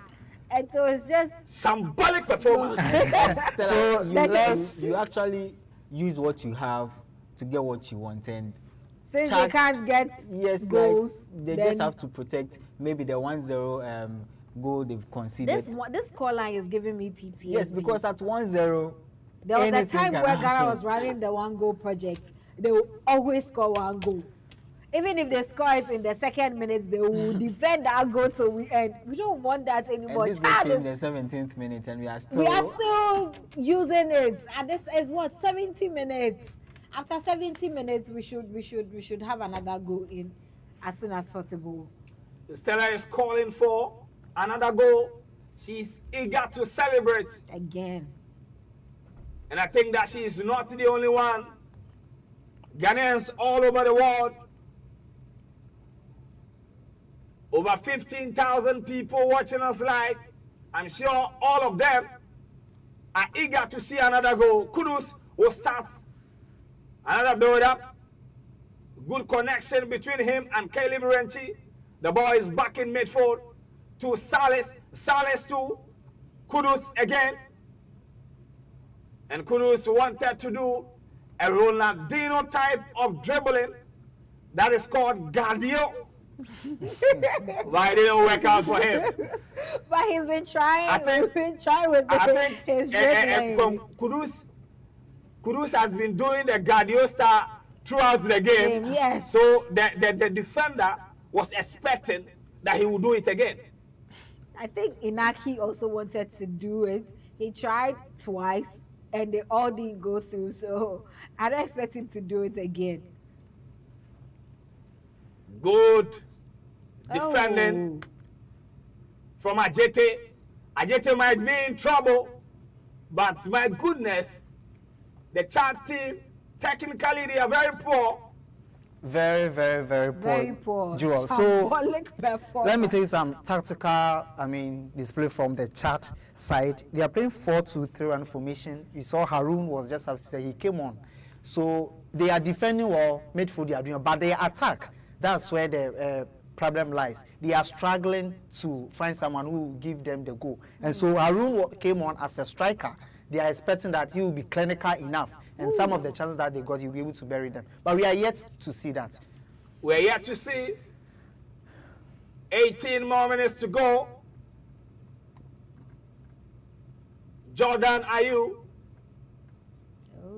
and Gideon Mensah trying to slow down the pace of the game. Abdul Salih Samed has been heckled. He has been dispossessed. And now Ghana will have some defending to do. Chad, they are also slowing up play. Referee. Why? Referee gets away and finds some place to stand. But why and is Chad that? is still with the ball. They whip it in. They can't do anything. And Caleb Renchi missed the ball. But he was smart to recover and clear the ball out of danger again. Why was that tackle on Salisu not a foul? Well, referee says it's not a foul. So Referee says it's not a foul. And then you have Like to I keep saying. And you don't do that also. You don't do that in this kind of situation. Just pass and just go for another pass. Oh no! Antoine Semenyo has been dispossessed. And like I said, the Chad team, technically, they are very poor. And probably no one that can inside the 18-yard box. But the shot was deflected. Well, And that is the reason why we are seeing this. Can Ghana respond? Kudus Mohammed and Inaki Williams. What are they? That was a 2-against-1 situation. Slowing up the tempo again. Abdul Salih Samed. The Black Stars playing as if they are leading by 5-0. I believe that we should also commend the Chad defense. I think they've been solid, especially in the second half. Some chance that Kudus Semenyo got, had it not been the timely interventions, we should be leading by 2 or 3 goals to 0 by now. But then there has been a tweak from Otuado. So in the first half, Inaki was operating on the flanks, and then Kudus was in the middle. He realized that Inaki wasn't productive. When he gets the ball, he's unable to cross nor take on his marker. So he switched Kudus to the flanks, and then Inaki is in the middle. Still, Inaki gets the ball and is unable to progress, which is problematic. I think by now, Otuado 70, we are heading towards 75th minute. The changes must come. We need the changes now. The changes must come. 74 minutes of action inside the Stade Olympique. Idris Davi Itno. Now Ajete will go back to Benjamin Asari. Benjamin Asari's, Kelly Laurentine might be in trouble. But the young man was able to fight back. But it is going to be a throw-in against him. He needs to be very careful. Too many Benjamin Asari's composure at the back. Not doing any Samba Wami here. But Ghana is still on the attack. Chad, they're whipping the ball. Again, technical ability is their problem. They are able to get into good spaces.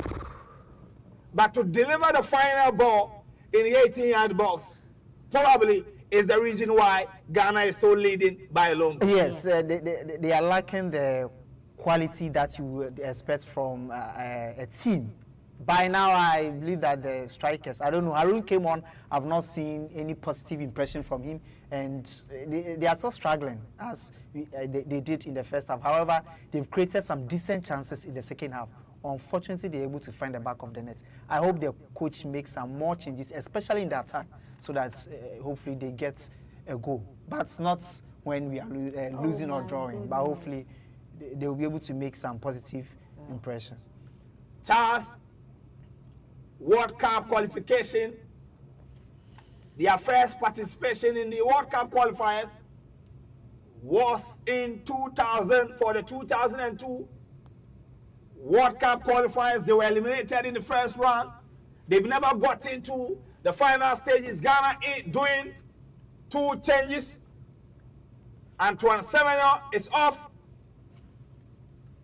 And I can see Kamal Din Sulemana is being introduced. Inaki Williams is also off. He's done for the day. So Antoine Semenyo. Good call. And the day, not the day. Oh, the day are you. Hey. We all miss Andre. Probably that is the reason why his name. Yeah. So, 2 good attacking players, Caleb Bonsuba and then Kamadin Sulemana. Hopefully, they actually inject pace. They are pace. they are very Christopher Bonsuba. very pacey wingers, and this is what we need. Some players to stretch the defense of the Chad team, and hopefully they are able to Bring conjure some some energy magic up here. front. And there is Bonsuba with the wicked left foot, driving the ball inside. He finds Gideon Mensah to Kamadi Sulemana to Bonsuba. Quick one. Kamadi Sulemana inside the 18-yard box. There was some energy Yep, the two from the nearly- 2 new yeah, boys. they But why nearly are we linked up. missing chances? We're get us missing a the goal. chances. Oh my goodness. I think the Chad defender did well Yes. with getting onto the ball first. And that is Kamadi Sulemana taking Yeah. players on like nobody else. That was a good attempt, but a very feeble shot Very, very. from very Kamadi feeble. Sulemana, but the intent was But great. yes. And this is what I need as our players doing so much of. Just play it on the shots on target. By all means, one of them will enter. If you check the statistics so far, we haven't had any shots on target apart from the one one that And that he is, just- I'll be back, Stella. Bonsuba again, taking on players. He finds Cruz Muhammad. He runs to space. Jordan, good hold-up play. Some energy from our 2 boys. Caleb Bonsuba, Christopher Bonsuba, and Kamadin Sulemana. he just came on. And they've actually turned not like 10, but they've actually made huge changes on the game, and you can see their signature on the game. Yes. And that's what Inaki Williams and Semenyo failed to do. Although they were playing, they failed to take on players, and these 2 boys are taking on the defense and injecting pace into the attack. Hopefully They again, yield some results. yeah, we get Pretty maybe soon. another goal just to cement the win and just get our On Semenyo and then Inaki, I think fatigue could also play a role here. I believe that they've been playing regularly for their respective clubs, Athletic Bilbao and then Bournemouth. And then they'll be instrumental, but unfortunately they're able to replicate the same performance. But I think fatigue played a role in the second half. Good changes from Otuado. We expect a second goal so that hopefully we can take more of our key players off to prepare for Mali. Inside the final 10 minutes of the game, 2 more changes for Chad as they push for the equalizer. And I know a goal for Chad might erupt an earthquake of celebrations inside the Stade Olympique Idriss Deby International Stadium. But then Bonsuba to Elisha Gideon Mensah provides the corner option. But there is Ghana building up slowly. Kudus loses possession, and now Chad are running in their numbers. Can this be the break they want?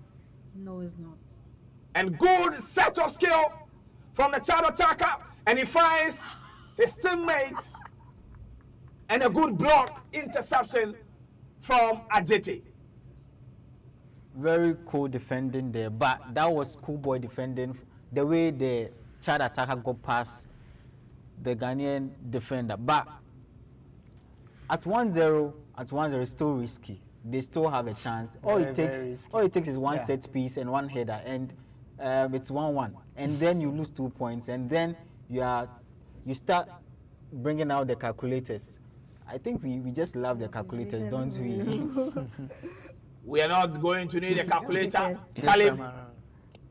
Kudus Mohammed, Bonsuba. The left Thank you. foot are working,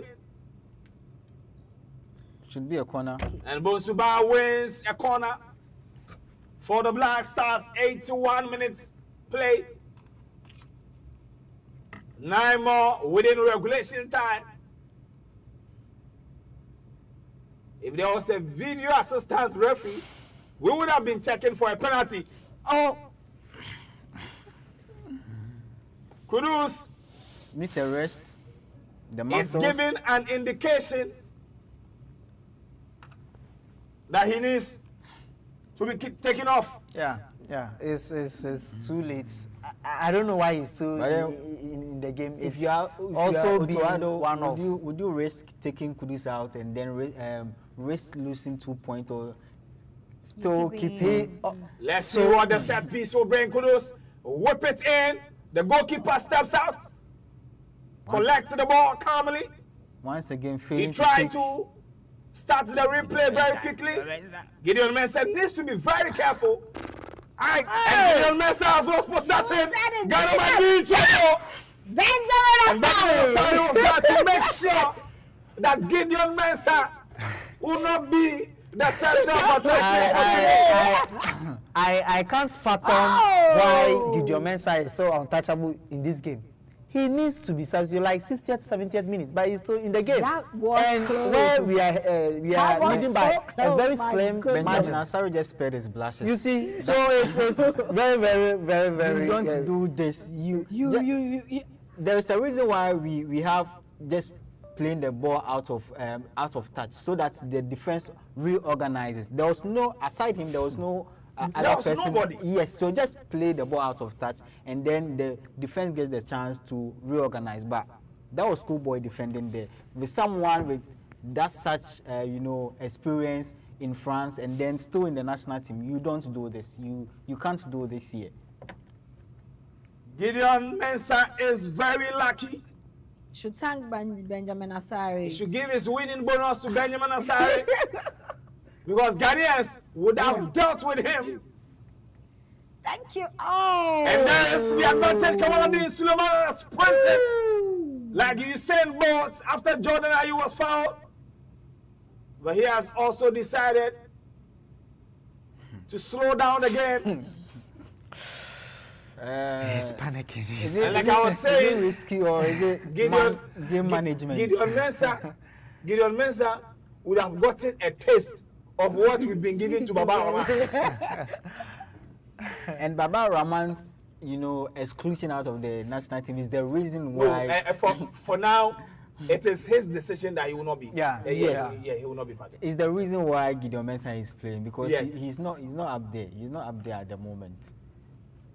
And we don't we have any proper left Ali back? Seydu is on the bench, but like I was saying, I will not risk him because of the nature of the pitch.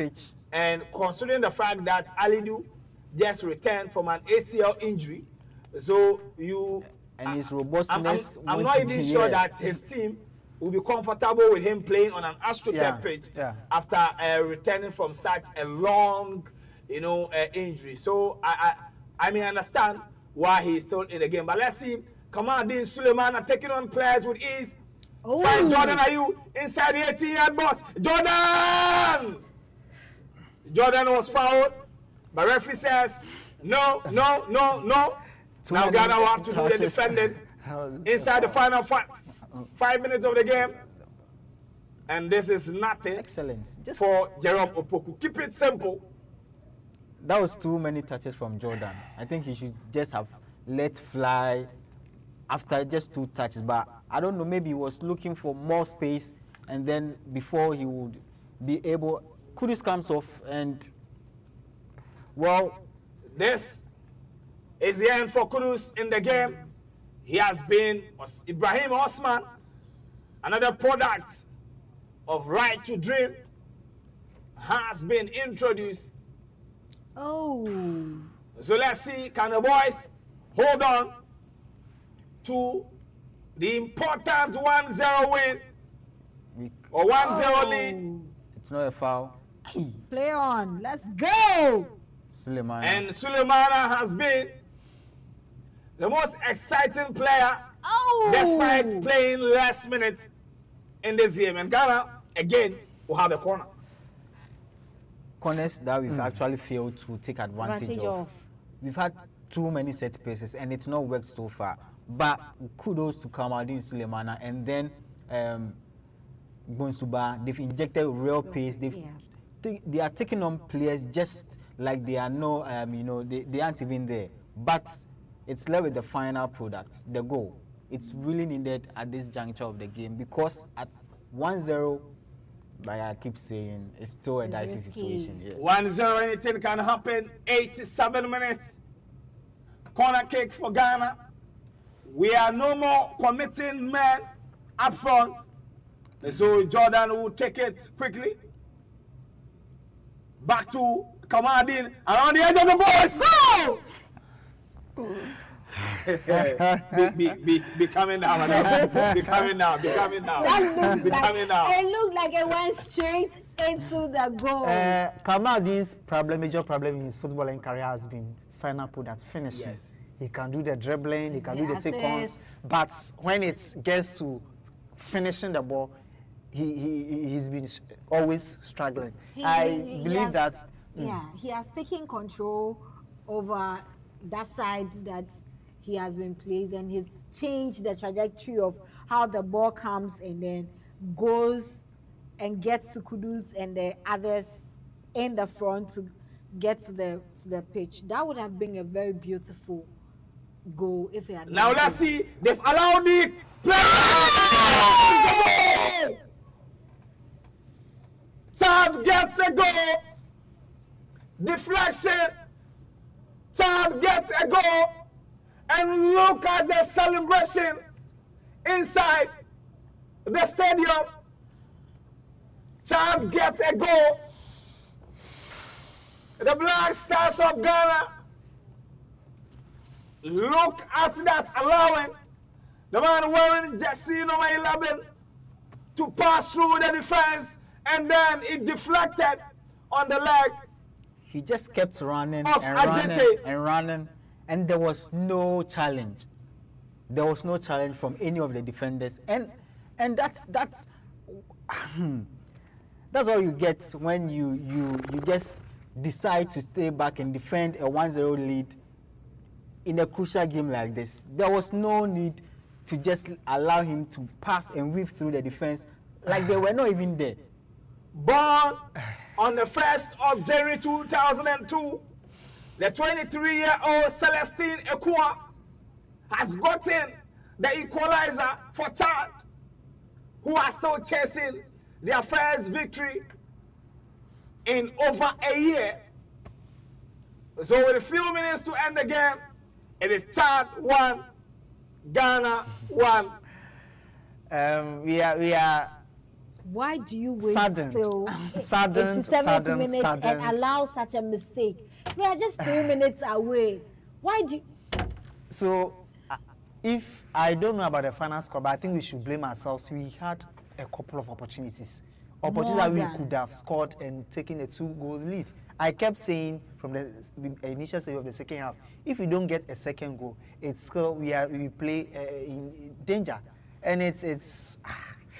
Well, that's their second goal of this qualifiers. Yes. And it's come against, almighty Ghana. But once again, it actually opens up the standings, because a win for Comoros today will mean 16-16. Yes, and then You also people are going a win back for to the Mali will also calculators. Oh my bring them just goodness. 3 points away from the Black Stars. And No, it will bring them to 4 because Mali has 9 now. 9 points, so we will take them to 12. We will get 16. So 4 points If they beat below us- Ghana, and it gets to just 1 point. And right now it's opened. Right now, it is very open. Let's see How many minutes of added time? Black Stars of Ghana, just when it mattered most, defaulted. And I can see Samson already testing me because I said 5-0. Black Stars will stain your white. Is it stained? Yes. Mine is stained. It is stained. The Black Stars will stain your white. But let's see. 5 more minutes. Can we do something? 3 minutes to get something. And you know, now that Chad has scored, they would come heavy on the defending and the attacking that they were already doing. That was stopping us from taking opportunity of the chances that we were getting. And this is exactly what we were talking about, preventing. If you can't defend the one goal through to the end, score more. We've already done 2 minutes of the other time. Ghana is bringing another player. We are bringing Jerry Afriye. I think this is the first time we've seen Otuado on the touchline. He felt so relaxed because maybe to him it felt We've like taken off Elisha Owusu. Now we are going all out. And Jerry Afriye, the under 20 sensation, is coming on Lassie. And the time wasted antics and tactics of the Qatar Chad players are displayed. You will not take this anywhere, but look at the way they are jubilating. Of course, if I can pour sand in your Gary, why not? Why not? They can actually have the tag of we stopped Ghana from qualifying Yes. to the World Cup. Let's see. Throwing Gideon Mensah will go long inside the 18-yard box, but Ghana couldn't pick the first ball. Gideon Mensah. Gideon. And the ball One touch. has been sent back. One touch before another swing. Gideon Mensah who attempts another long throw again. He goes straight into the 18-yard box. Again, we couldn't get the first ball, but we're still in possession, whipping the ball straight. And Jerry Afriye challenge. But the referee has awarded a foul against the Black Stars of Ghana. And the goal, it's been coming. It's been coming. The Black Stars looked relaxed. There was a 2-on-1, and then Kudus just relaxed composedly. And you don't do this. Although the pitch was, a very big factor here, and they didn't want to stretch their muscles that much. Still, they should have really attacked very much. But they relaxed, and here we are. I don't think Ghanaians will accept the fact that the pitch wasn't good. We all know the pitch was, but there were clear chances that you could have buried them. Not a team. There were clear-cut chances that they created. Inaki, Semenyo, and Co. There were clear-cut chances. These are chances that we see you, burying them when you are playing for your club. So what is happening? The pitch factor shouldn't be an excuse. They just accept the fact that in this game, we just missed our chances. We can't even blame it on anything, because in as much as the Chad team defended very well, we were still dominating most of the time. And then they get a chance, and we behave as if we don't even have defenders, we don't have attackers over there, and we allow them to just go and score. It's already 5 minutes. The 5 minutes is out, but about 3 minutes were delayed. So let's see if the referee will allow the team to play the wasted minutes. But still, Caleb Renchi with the ball. He whipping it straight, trying to find Jerry Afriye. Kamadi Sulemana. Get the ball. What is Kamad? Oh, he must be serious. He must be serious. Our players. No sense of urgency whatsoever. There is no sense of urgency. That may be the last straw. No sense of urgency from the Black Star players.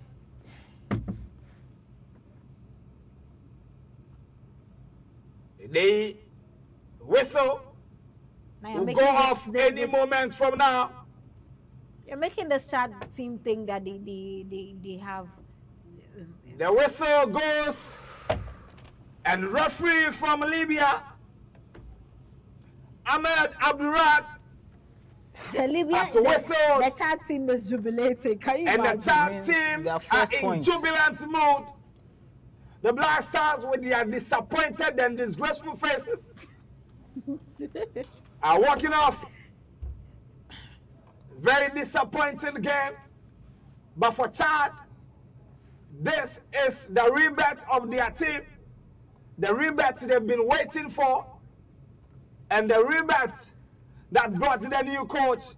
And at the end of 90 plus 5 minutes, Chad won, Ghana won. Jordan Ayew scoring his 6th goal in the tournament or in the qualifiers, whilst Celestine Ekwa got the equalizing goal for Chad in the 87th minute. We'll try and cross over to the fan zone if they are ready. If Abigail is ready to pick us, we get some reactions from Ghanaians, how they've been, talking, because I know that now the fan zone, everybody is angry. I know that, but now everybody will be angry. But let's come back to studio. But before, Frank, I want you to go on X and then give us the reactions of Ghanaians before we add our 2 cents to this. Benjamin, give us the starting again. So it was a disappointing 1-1 draw for Ghana against Chad. At the end of the game, we take you through some of the numbers, statistics. That's ball possession. Ghana recorded 65% of possession. Chad had 35% shots, and Chad had 8. Ghana had 6. But in terms of shots on target, that's where Ghana, we had the dominance. We had 2 shots on target. As again, okay, 2-2 for both sides as well. Free kicks, corner kicks rather, we had 7.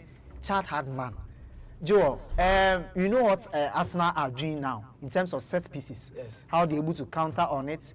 I mean, load the goalkeeping area and other. I mean, deploying some tactics, hiring set piece experts, and then making sure that they're able to score from there. What are we doing? 7 corner kicks, none of them. We are not able to utilize any of them to get a goal. And then, so if you go on yellow cards, we had 1-1 for both sides.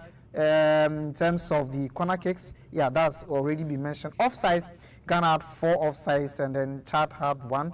Free kicks, Chad had 20 free kicks against Ghana's 9.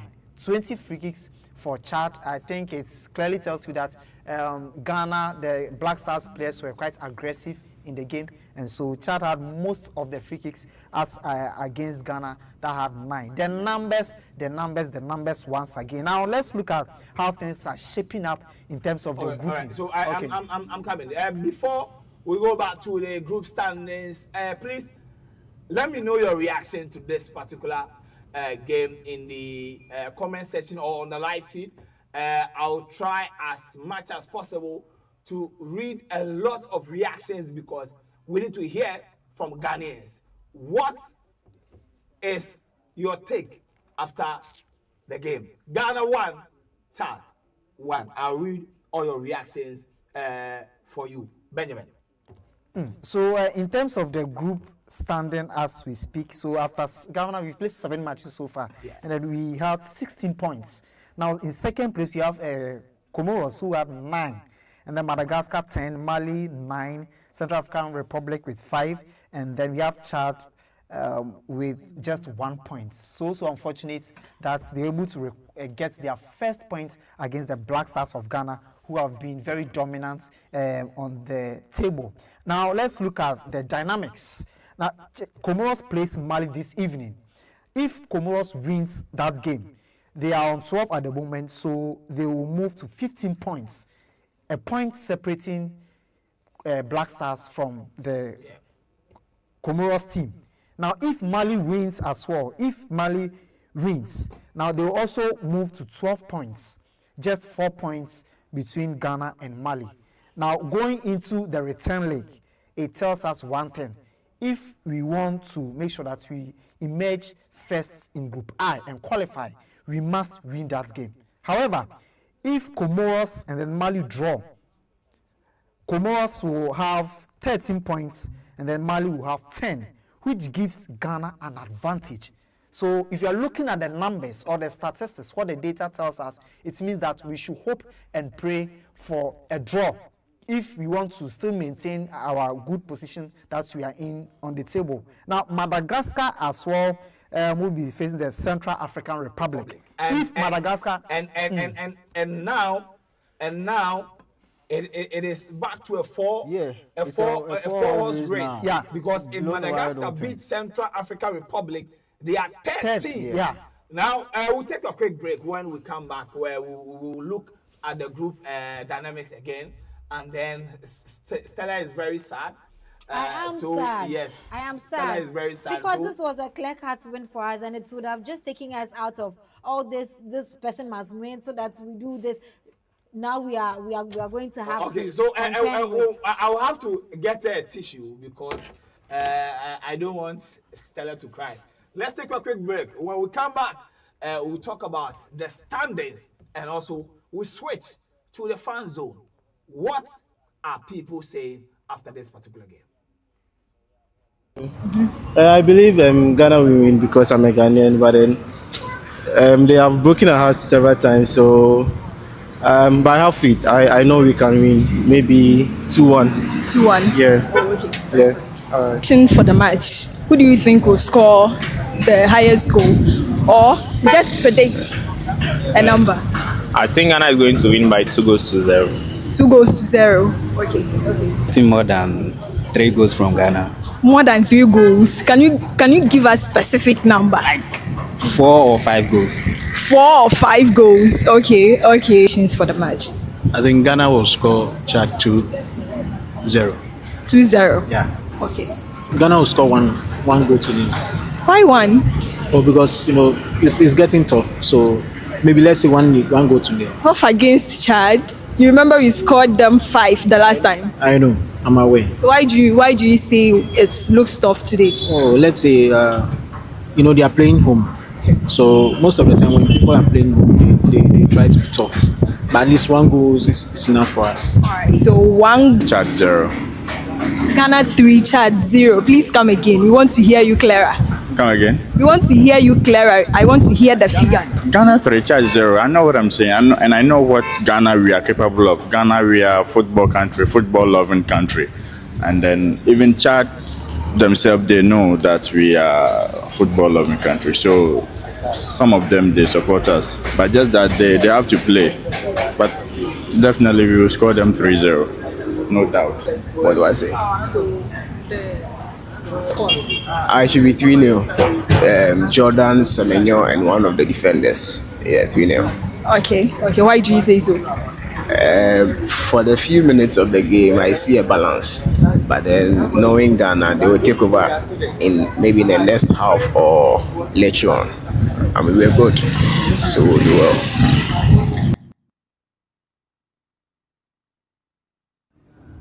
All right, thank you, Joel. So as you can see, we're on the streets of East Legon, getting fans' reactions, predictions, and then their expectations for the match between Ghana and Chad. So the place is booming. Fans are excited for this match. So let's get into it.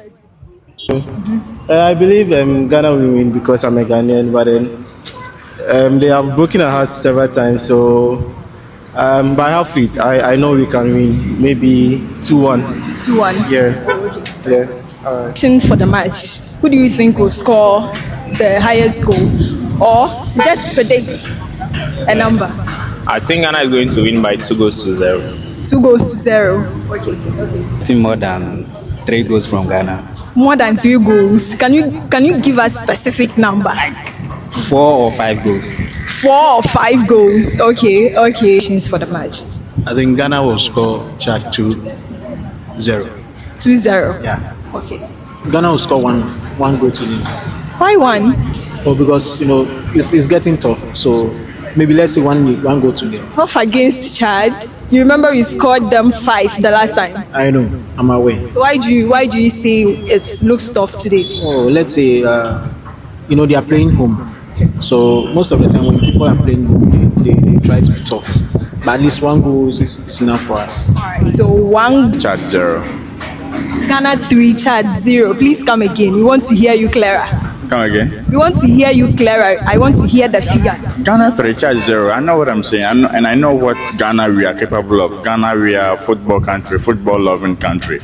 And then even Chad themselves, they know that we are a football loving country. So some of them, they support us. But just that they have to play. But definitely we will score them 3-0. No doubt. What do I say? So the scores. I should be 3-0. Jordan, Semenyo, and one of the defenders. Yeah, 3-0. Okay. Why do you say so? For the few minutes of the game, I see a balance.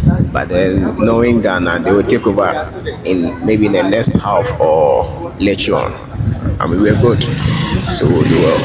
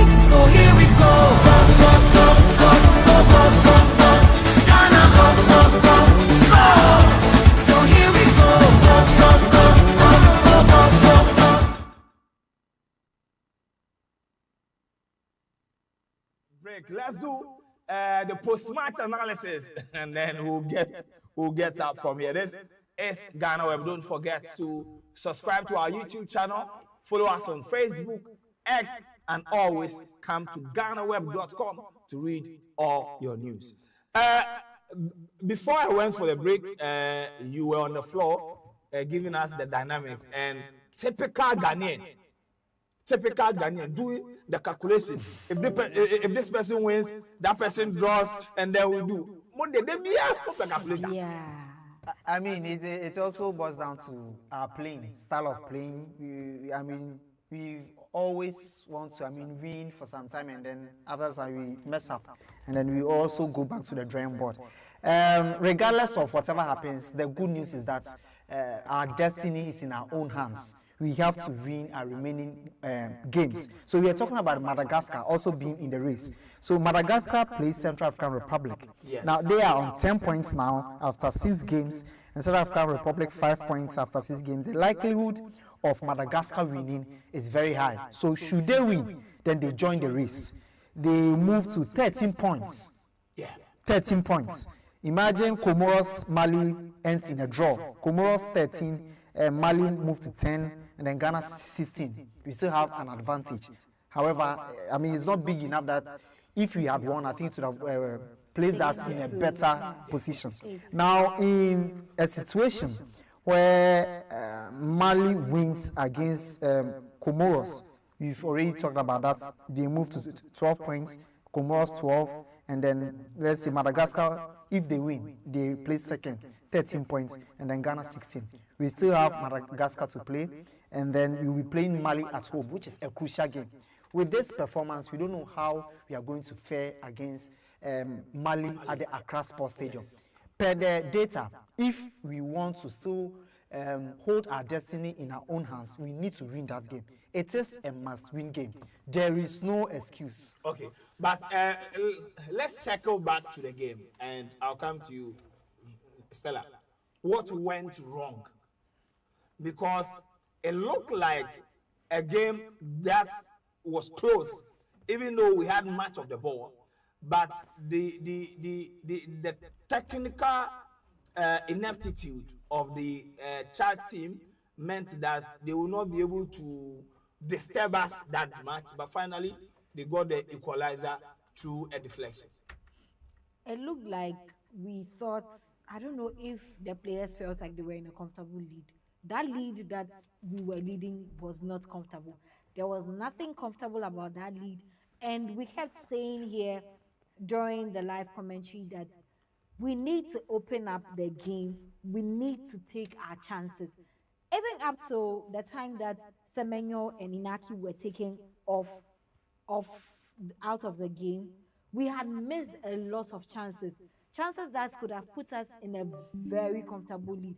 If we had scored 2-3 and Chad scored 1, when at the end of the game, the Ghanaian in me was so hurt at the fact that Chad was celebrating that 1 goal that they had scored. 1 goal, 1 point, bottom of the table, but they were jubilating because we just give it to them on a silver platter. They didn't even work any hard for it. The particular goal that they scored, it was just a deflection. It looked like we weren't ready to defend, we weren't ready to attack, and then they just got the opportunity to score that goal. If we go into the Mali game on Monday with that kind of attitude, I'm sorry. I'm so sorry, because Mali is a big side. So this game is done and dusted. And Otoado, I do not like to heavily go on him, but he should, buckle up. He should start doing things right, because if nothing is done about the way we defend, the way we take opportunity of our chances, the kinds of people that we have at the various positions, then I'm sorry. Monday will be disastrous, and it's in Accra. Black Stars, they can't afford to lose in Accra. It will be a disaster, and I can't even wait to begin to imagine what it will be for us losing the game on Monday. All right, you heard from Stella. I don't know if we are ready to go to the fan zone yet, but let me come to you, Frank. But before maybe we'll go to the fan zone, let's check some reactions on social media, and then I'll read the reactions on our YouTube live. Brutal. So before the goal came, Jordan Ayew was trending because he had secured our first goal for us in the 17th minute of the game. But after the game, Otoado is trending. Someone says Otoado should have been sacked when we missed out on qualifying for the AFCON. We are clinging on to him, hoping something monumental happens. An overly emotional selection as manager and a level of backing he does not deserve. And that even goes on to tie the GFA into this whole Black Stars saga. Someone said, Black Stars, my mental health is at stake. The Black Stars official account has tweeted the goal, and the first comment there says Jones. I do not wish to explain that further. I do not wish to explain that further. Someone said, hey, Black Stars, $1 million for a draw. Do you people know what $1 million is? I think they are talking about the budgets for the Black Stars. And someone says, where's the video of my guy at Joy who told Otoado, as for the coaching, you are not at all. I need that video. It looks like I think it was Kobe Stone. Kobe Stone that you are a good scout, but as a coach, you are not good at all. Now, there is a message for you. For who, me? Yes. So going on our YouTube live stream, a lot of reactions, and let me read some. So this is from Alexander John Papu. Stella, how far with the 5 goals with laughing emojis? They've go my animation. The people, they've just acted like Ghanaian men. They will say you're white. See, there's a stain on my shirt. That's what they've done to me today. All right. He added that, please find some food for Stella. All right. Ken Flake says the problem is not from the coach, it's from the players.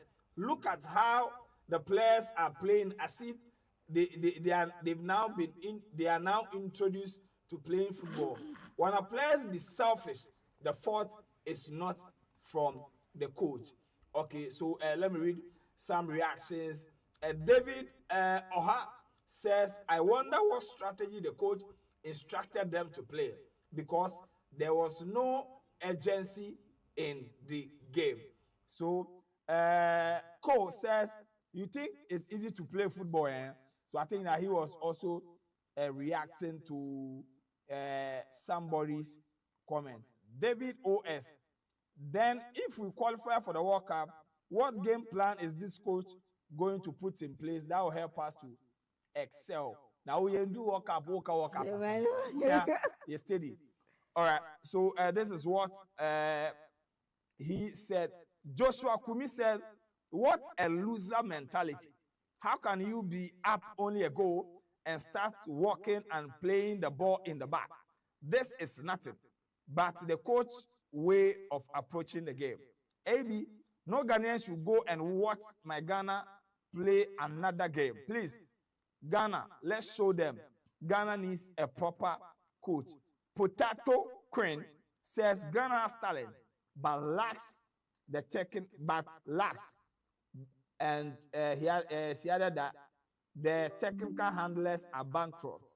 Fred Obama, Ghana football display isn't pleasing. The players, on the fact that we are talking about them playing with very low intensity, there's oh my goodness, Black analytics. An analysis over here, and someone says, so this is Oreku Ampofu. He's saying, who told the team to sit back with 1 goal in the second half? That is what worries me the most. And a reply to him says, they didn't sit back. It was a good plan to get everyone fit for Monday.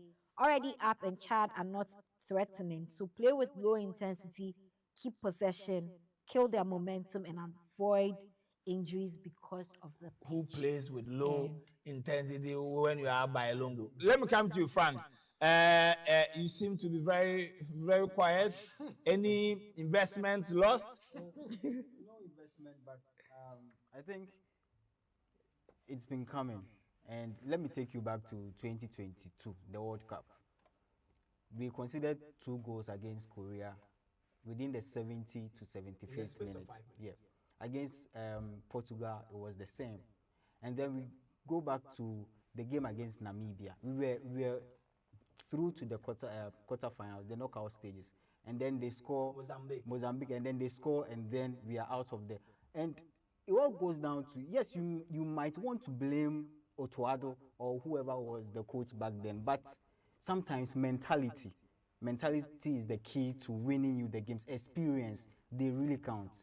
You might have all the talent you need, the best players you have, but without experience, without the mentality of, knowing what's at stake. We had so many chances to break this chart. And yes, I understand what Stella read about, slowing down the tempo, yes, and then avoiding injuries. It's part of the game. There are games that you go in and we shouldn't, up the ante that much. Let's just get it done and rest for the next game. And I think that's what Otuado told them. But at the last minute moment of the game, when you are almost done with the perfect game plan, let me call it that way, and you just let someone take the ball, get through past 3-4 defenders, and there was no tackle, and that's what I don't understand. He was not challenged. He just walked through past them like they were ghosts, like there were no pushbacks, there were no dragging of shirts, and for the last minute of the game, you expect players to die here. In the last moment, you have to die on the pitch because that's what gets you, what be age money, and you can't falter at the very end. And for me, that's where you can't actually blame Otuado that much. But anyway, he's the head coach, and all hands will be on him that a team like Chad you couldn't deliver. But we have our destiny in our own hands. We end the qualifiers with a home game against Comoros, a team that's I'm expecting us to show them that what happened in 2021 was just a fluke. Yeah. And it was okay. As Frank is prophesying, let's go to the fan zone. Ghanaians are disappointed, but you see, we are in the studios. We've been reading what Ghanaians have been writing and then posted. Let's go and watch the reactions on the street. We'll be back right here. At least the first leg, is it the first leg, right? They scored them 5. That's away. Or is it away or home? It was home. Oh, but it's okay. It's okay. At least you've qualified. You can proceed. What were you expecting? What were your expectations? Expectations. I don't expect much from Black Stars. So. I don't expect much from them. Oh no. Because you expect too much, you get disappointed at the long run. So you see, that's how it is. That's football for you. So yes, yeah. Thank you so much for your time. Select open means at Tawalia, we took license in there. Coach, why are there? I'm a Minyaji. Pressing on the selfish. We won't have passes or money on Shan Crambo on pass it. We soon approach to keep up or to keep our button temp. Into the coaching and 4 to be afternoon, pressing on my idea. Pressing on my balance at the coach don't you problem. But fucking webinar, okay, fucking answers that I'm never of reference phone and a good foot as same year, I sense. Charity on Babo Mundabe. Okay. Ghana, we answer question 15. Naka ha first half Rabia Koma, second half Naka the 2 also, or Naka 17. And away chat there. Almost your friends it's not a 10 when you be can and child and common Yabia. We Jordan, as a Jordan Cruise on one above 715 gum. 7-7, Naka I could see one. Oh, Moody Hambo. Boss, I think I bought it to share best at 3 on first half. The second half, you're here.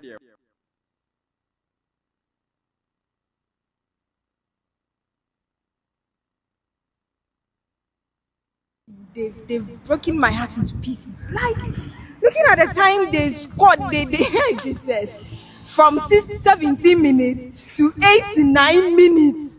Oh, Ghana, why? Ghana. Now I don't know whether I should cry or I shouldn't. I can't insult them, but this one I am broken. Like, I am so broken. I'm broken. I am having this kind of anxiety. It's as if I'm afraid of what people will say. Like, I'm broken. Yeah, I'm so disappointed in the players. I don't think they played their heart out. Like, they didn't play well for me. Like, to me, they didn't do their best. Yeah, so Ghana, our next match is on Monday. So please. And this one is against Mali. It's not going to be child's play. So please, as you are coming back, do your best. Thank you. So how do you feel about the match? Oh, actually, the match, it's very, very embarrassing, seriously. It's very, very embarrassing because when you look at the kind of game the Black Stars played, it doesn't even speak well about a team called Black Stars. Because way back, when you see the kind of Black Stars teams we have gone at the days, Charlie, it's not like what we are seeing now. And anytime we are leading, they just want our opponent to, come into the game before we realize that, oh yeah, we have a task ahead. Not certain I say like after a home back game, then it's too late. And they give me there are young ones at the bench. They're supposed to use them. They're not using them. If it makes so like the upcoming footballers who are also young are feeling bad because look at someone like Jerry Free. He could do better. Look at the time they brought him. It's very, very bad. And as it goes on like that, they are killing his team spirit. That's the only thing I have. It's very bad. And if we should maintain this same, or we should go into this same performance in our next game, I'm telling you, we can qualify. So do you think it's the fault of Otuado or the players? It's the fault of everybody, both the technical team and the playing body. Both the fault of everybody. Because I'm not going to blame A, or I'm not going to blame B. I'm blaming everybody. Because if I should put the fault to just a single person, it doesn't speak for. I'm giving the blame to everybody. They should psych themselves well into our next game, because Mali coming into our next game, Charlie, it's not going to be an easy game for us. I'm telling you, Mali for our next game, we're not going to get it easy, because they also come in hard. Anytime any countries play with Ghana, Black Stars, because they know we have the quality of players in our country. We produce footballers here. Do you get me? So they are coming in hard. At least if they don't get a win, they know they can't get a win, but at least if they get a draw with us, they are cool with it. Even look at the draw they played with us. They are happy, jubilating. Come on, so we should team ourselves up again. The management, especially the GFA president, that board, Charlie, I will say it to Omunina. They are not doing anything. I'm a young footballer. I know what I'm talking about. Please don't send. Interestingly, the guy who was carrying the saucepan said, not Charlie there, said we forbid them like 15-0. But here we are, living legends. We couldn't do anything, and it saddens my heart that Chad, right now, blasters into nipa di many year from basa. Now, guys, let's wrap up and go. Let's wrap up and go. And let me start with you, Stella. What can we do? We have a game on Monday. What should we do? It's a home game. The VVIP is 1,000 Ghana. I think the VIP upper is 500. The lower is 200. The popular stand and then centralized 30 and 50 Ghana respectively. But what can we do to salvage the situation in our next game? So after we lost or we missed out on our chance to qualify for the World Cup. For the AFCON. For the AFCON, I beg your pardon. There were calls for an overhaul, or for us to go back to the drawing board and do something about our national team. We can't go back every time and be talking about what should have, what could have, what we should have done, what we shouldn't have done, and all of that. It's getting tiring until when? And the sad part about all of this is that a lot of money is being pumped into the Black Stars. A lot of investment is being made into the Black Stars. So we can't go back to the same problems over and over again as if we do not know what it is that we want to do. So I think Otuado needs to buckle up. It looks like we have players that with the right coordination, with the right, mentality or determination, they would be able to take the team to where we want it to be taken to. Jordan Ayew, we've complained about Jordan massively in the past, but in the last few games that we've played, Jordan has demonstrated great skill. We've seen that Jordan is a very good player. He has scored so many goals for us. Right now, he's the top scorer. And so it looks like if we put things in place, we have players playing for top teams elsewhere abroad, and they are excelling at it. They are doing marvelously well. This season has been very good for Semenyo and Kudus. We have those people in the team. So where do we think there's a problem? Then that goes to us talking about management and what they can do to set the team back on its feet. We're talking about securing today's win to solidify our aura as a national team. I'm sorry, Right now, Aura is at -1. Oh, So okay, I beg. let me come to you, fam. This draw or kind of exposes our football terrain we are in now. Let's go back to Stella mentioned the failure to qualify to the AFCON. And when the failure was clear in our faces, there were calls for an overhaul, and even the GFA called for a stakeholders meeting. Isn't it too early to be calling for an? I'm just building up, okay. yeah. And the GFA president called for a stakeholders meeting to come and just give us your ideas, which was cancelled. And now we start winning and everything is forgotten. We don't need, it's like we don't need the overhaul again. We don't need the stakeholders meeting again. We don't need people to tell the GFA what's wrong again, because we won 3 on the bounce, 4 on the bounce. And now we are back at square one again. We can keep winning, but the problem will still persist if we don't solve the problem. Almost say also to a there is an Canada like that. You to a in Chasso. But so we should. How do you say that in English? Maybe you cut the tree. You don't cut the tree, you uproot it. Something like that. And without a permanent solution, we won't be able to progress. And it's not all lost. I mean, we have 3 games to play. Beat Mali, beat Madagascar, beat Comoros, and we are done. We don't even have to beat the other results can go in our favor, and we will qualify. It's not all that lost. Like, there is no hope lost. We will qualify. Just do a bit of twitches here and there, and we will be in Canada, USA, and then Mexico, hopefully. All right. I believe so. It's obvious a lot of Ghanaians are disappointed with the results that we recorded. We were all hoping for a victory, not just an ordinary victory, slim margin victory, but a massive one. Unfortunately, it's backfired. Now we need to go back to the drawing board, regroup, correct the wrongs, and then at the Accra Sports Stadium on Monday, do the right thing. There are a few things I would like to touch on. Gideon Mensah, once again, he was a loophole. I mean, big one in our defense that the Chad players kept exploiting. If they had a clinical finisher, I think we would have been talking about a different story or scoreline by now. Caleb Yurinchi also once again cemented his status in that right back position. And so I think it's something that's going to the next guy. I expect him to start. And then in midfield, Elisha Owusu wasn't so impressive as we expected. The pairing, the pivots, they did something defensively, but offensively they were very well. They added next to nothing.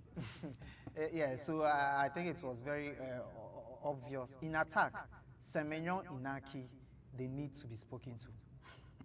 From the beginning, I said, when it comes to the Black Stars, it's a different story. Although I think the qualifiers, Inaki scored the winner, late winner in our first game in the qualifier. But I think in terms of consistency, it's not something that we've gotten from them. They need to be spoken to.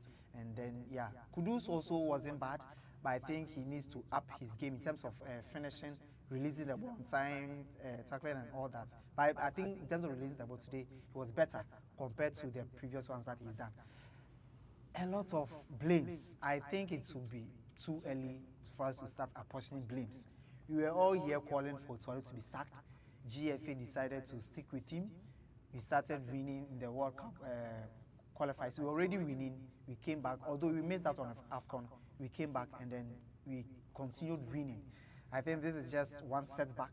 It's not too early or to be unfair for us to start chastising the GFA, the players, or to add at the moment.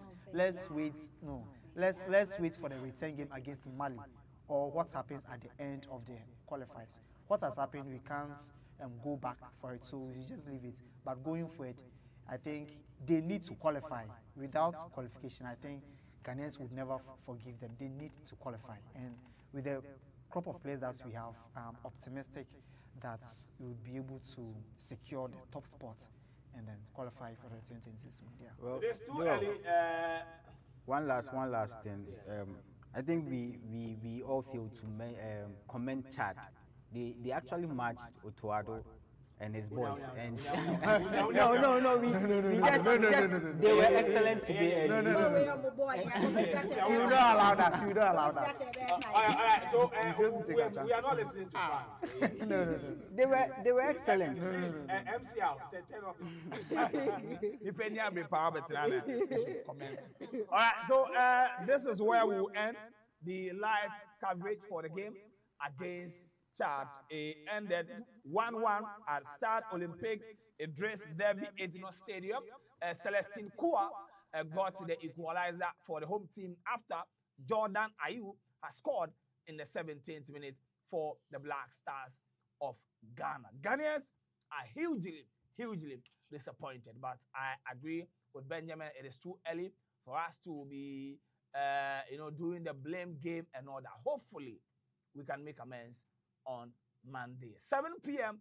under the lights at the Accra Sports Stadium. We've already beaten them in Bamako 2-1.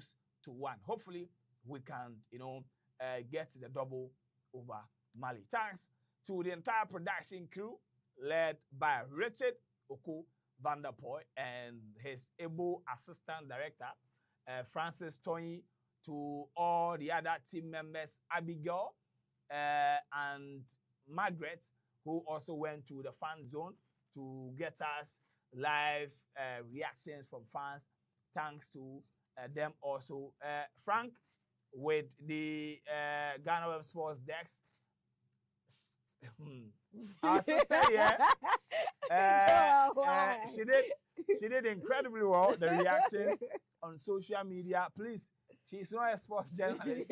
She's a business reporter, and she came here with a business energy. And also, the Osofo in our midst, Benjamin Saki, is also able, in our midst to help us do everything. Don't forget that tomorrow, Friday, September 5th, we will be at the University of Ghana Sports Stadium. Build-up will be 5 p.m. So join us again on GhanaWeb as we bring you.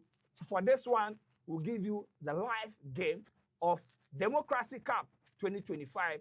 Accra House of Folk, Fobiae against Olympics. Oli Mase, Oli Black Stars, Oli Black Stars Asa, Oli Otuado, Oli Gideon Mensah. Tomorrow, we'll see them. But before, let's also thank Mrs. Sandra Obribia. Yes, Sandra also supported us to make sure that this production will come. And also Alex, our IT expert, he did everything for us to, enjoy the game inside the studio. My name is Joel Eshen, and as usual, we'll meet again tomorrow. For now, we're back.